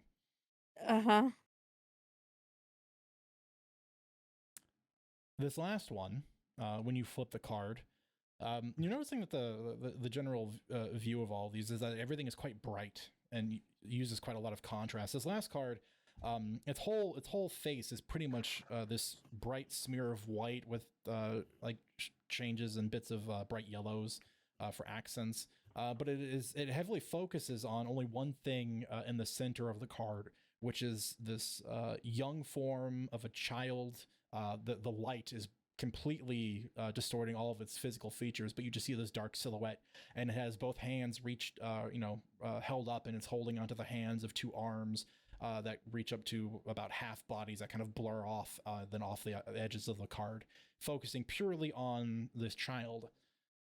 And the more you stare at it, the more detail begins to slowly reveal itself in the card, and that you can tell that they are walking on a pathway of bricks that is trimmed off to either side. And these things are revealed in only the barest of outlines, so you can see like the edges of the cobbles, the sides of the road, the edges of leaves, and garden beds and things of that nature. But it's so difficult to actually see the great deal, because it's all drawing your eyes back to the center of the card where this child is walking down the road holding the hands of their parents.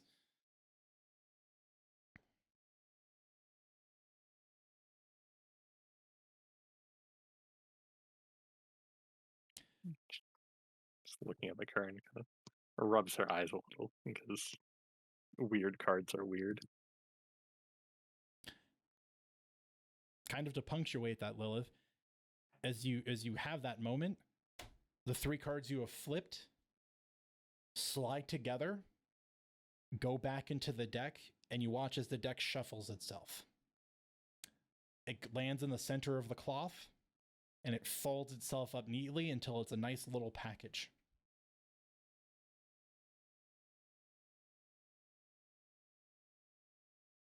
Oh, that's not good. What did we just do? What did you just do? Meanwhile, Roz from the window. Are there any other changes in the room? Doesn't appear to be. The scent is still much stronger than it was when you first entered. It's still quite warm and cozy. If anything, you feel like your eyes are getting a little heavy. Like you just kind of want to curl up in the bed and take a nap. She'll try to pick up the deck now that it's neatly wrapped. Okay, you do. It's like an overwhelming desire to go take a nap, or it's strong, but it's teetering right on the edge of you've just gone through something difficult, your body is weary, you're in this place that is clean and smells nice, and you look at the bed and you can tell the linens, the sheets are silk, the comforter's down, the smell is comfortable, your eyes are kind of warm around the edges, and your eyelids are a little bit heavy. Like you could just lie down for a few minutes and just let the weariness drain off and then leave after you're done.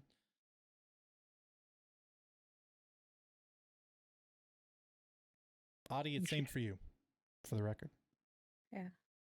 It's presence in mind that a nap probably isn't a good idea right now, but what could go wrong with just taking a seat? Yeah, I was gonna say, Audie, slightly more wise, just a little more wise than Lilith, will kind of see her and be like, "No, we got meet up with the rest of us. Ross, tell her to leave."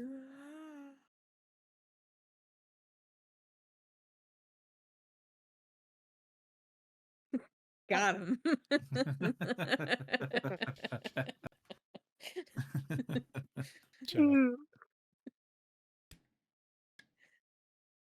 It's fine. They're just probably going to the tavern, right?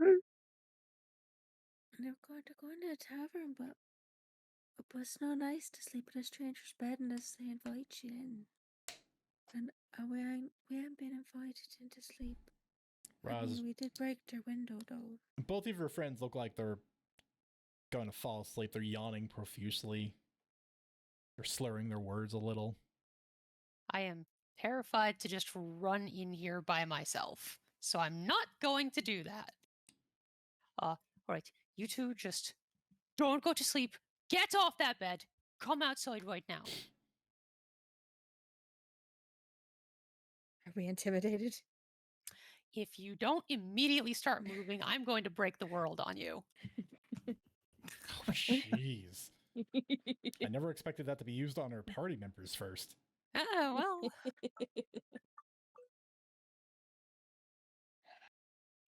Yeah, I mean, Audie trusts Roz to get her out of places where she doesn't want to be, and so she's complaining. Again, unless there's something magical to tell me to do otherwise, she'd be complaining. She'd be like, no, that's Roz being mean, but we should go, or else she can climb through the window and she can come get us. We'll grumble and go to stand up. Lilith, make a wisdom save. Oh, that's gonna end beautifully for her. Oh boy. 4. Nailed it. Lilith, you don't get up from the bed. Your legs are sore. You've been walking. You've been hiking. You've got blisters. You don't want to get up. And we're going to see how you resolve this next week.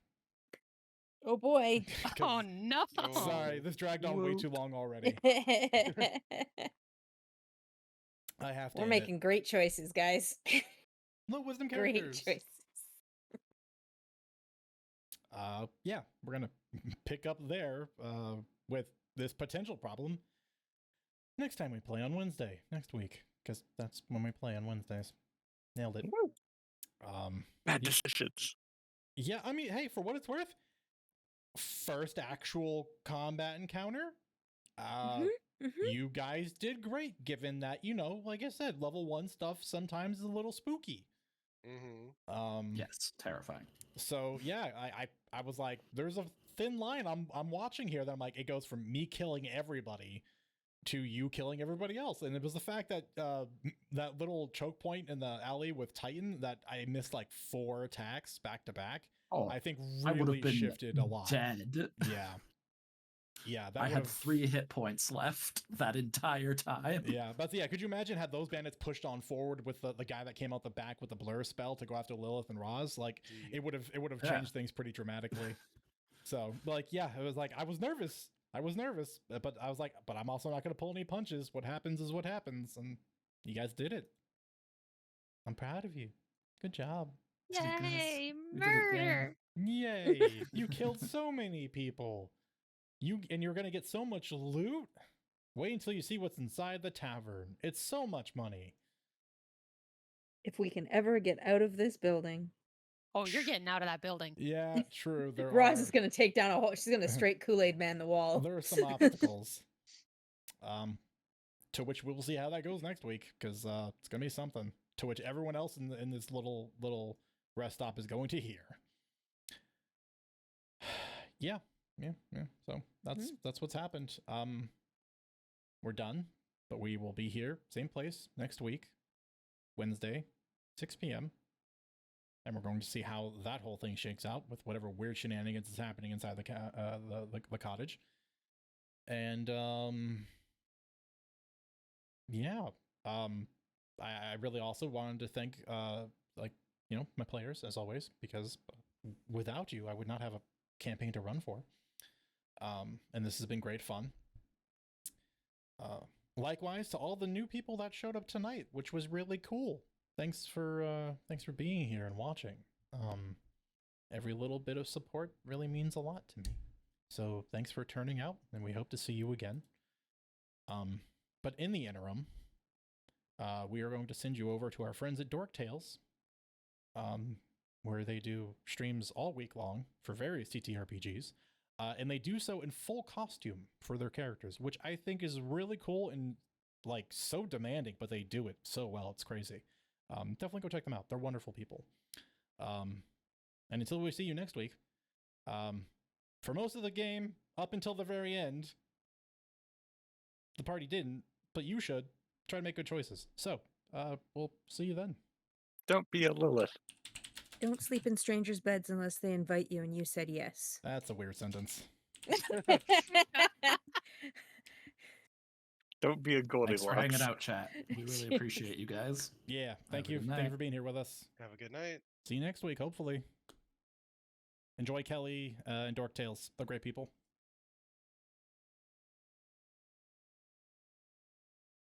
Rating? Rating. We have rated. We're off? We're off. Okay. No. Now Lilith is... Technically. Are we? I mean, I'm on the stream and it's already got me rated. So. Okay, cool. Never mind. Then you're fine. I never know. Lilith is now the Toxico. Oh no!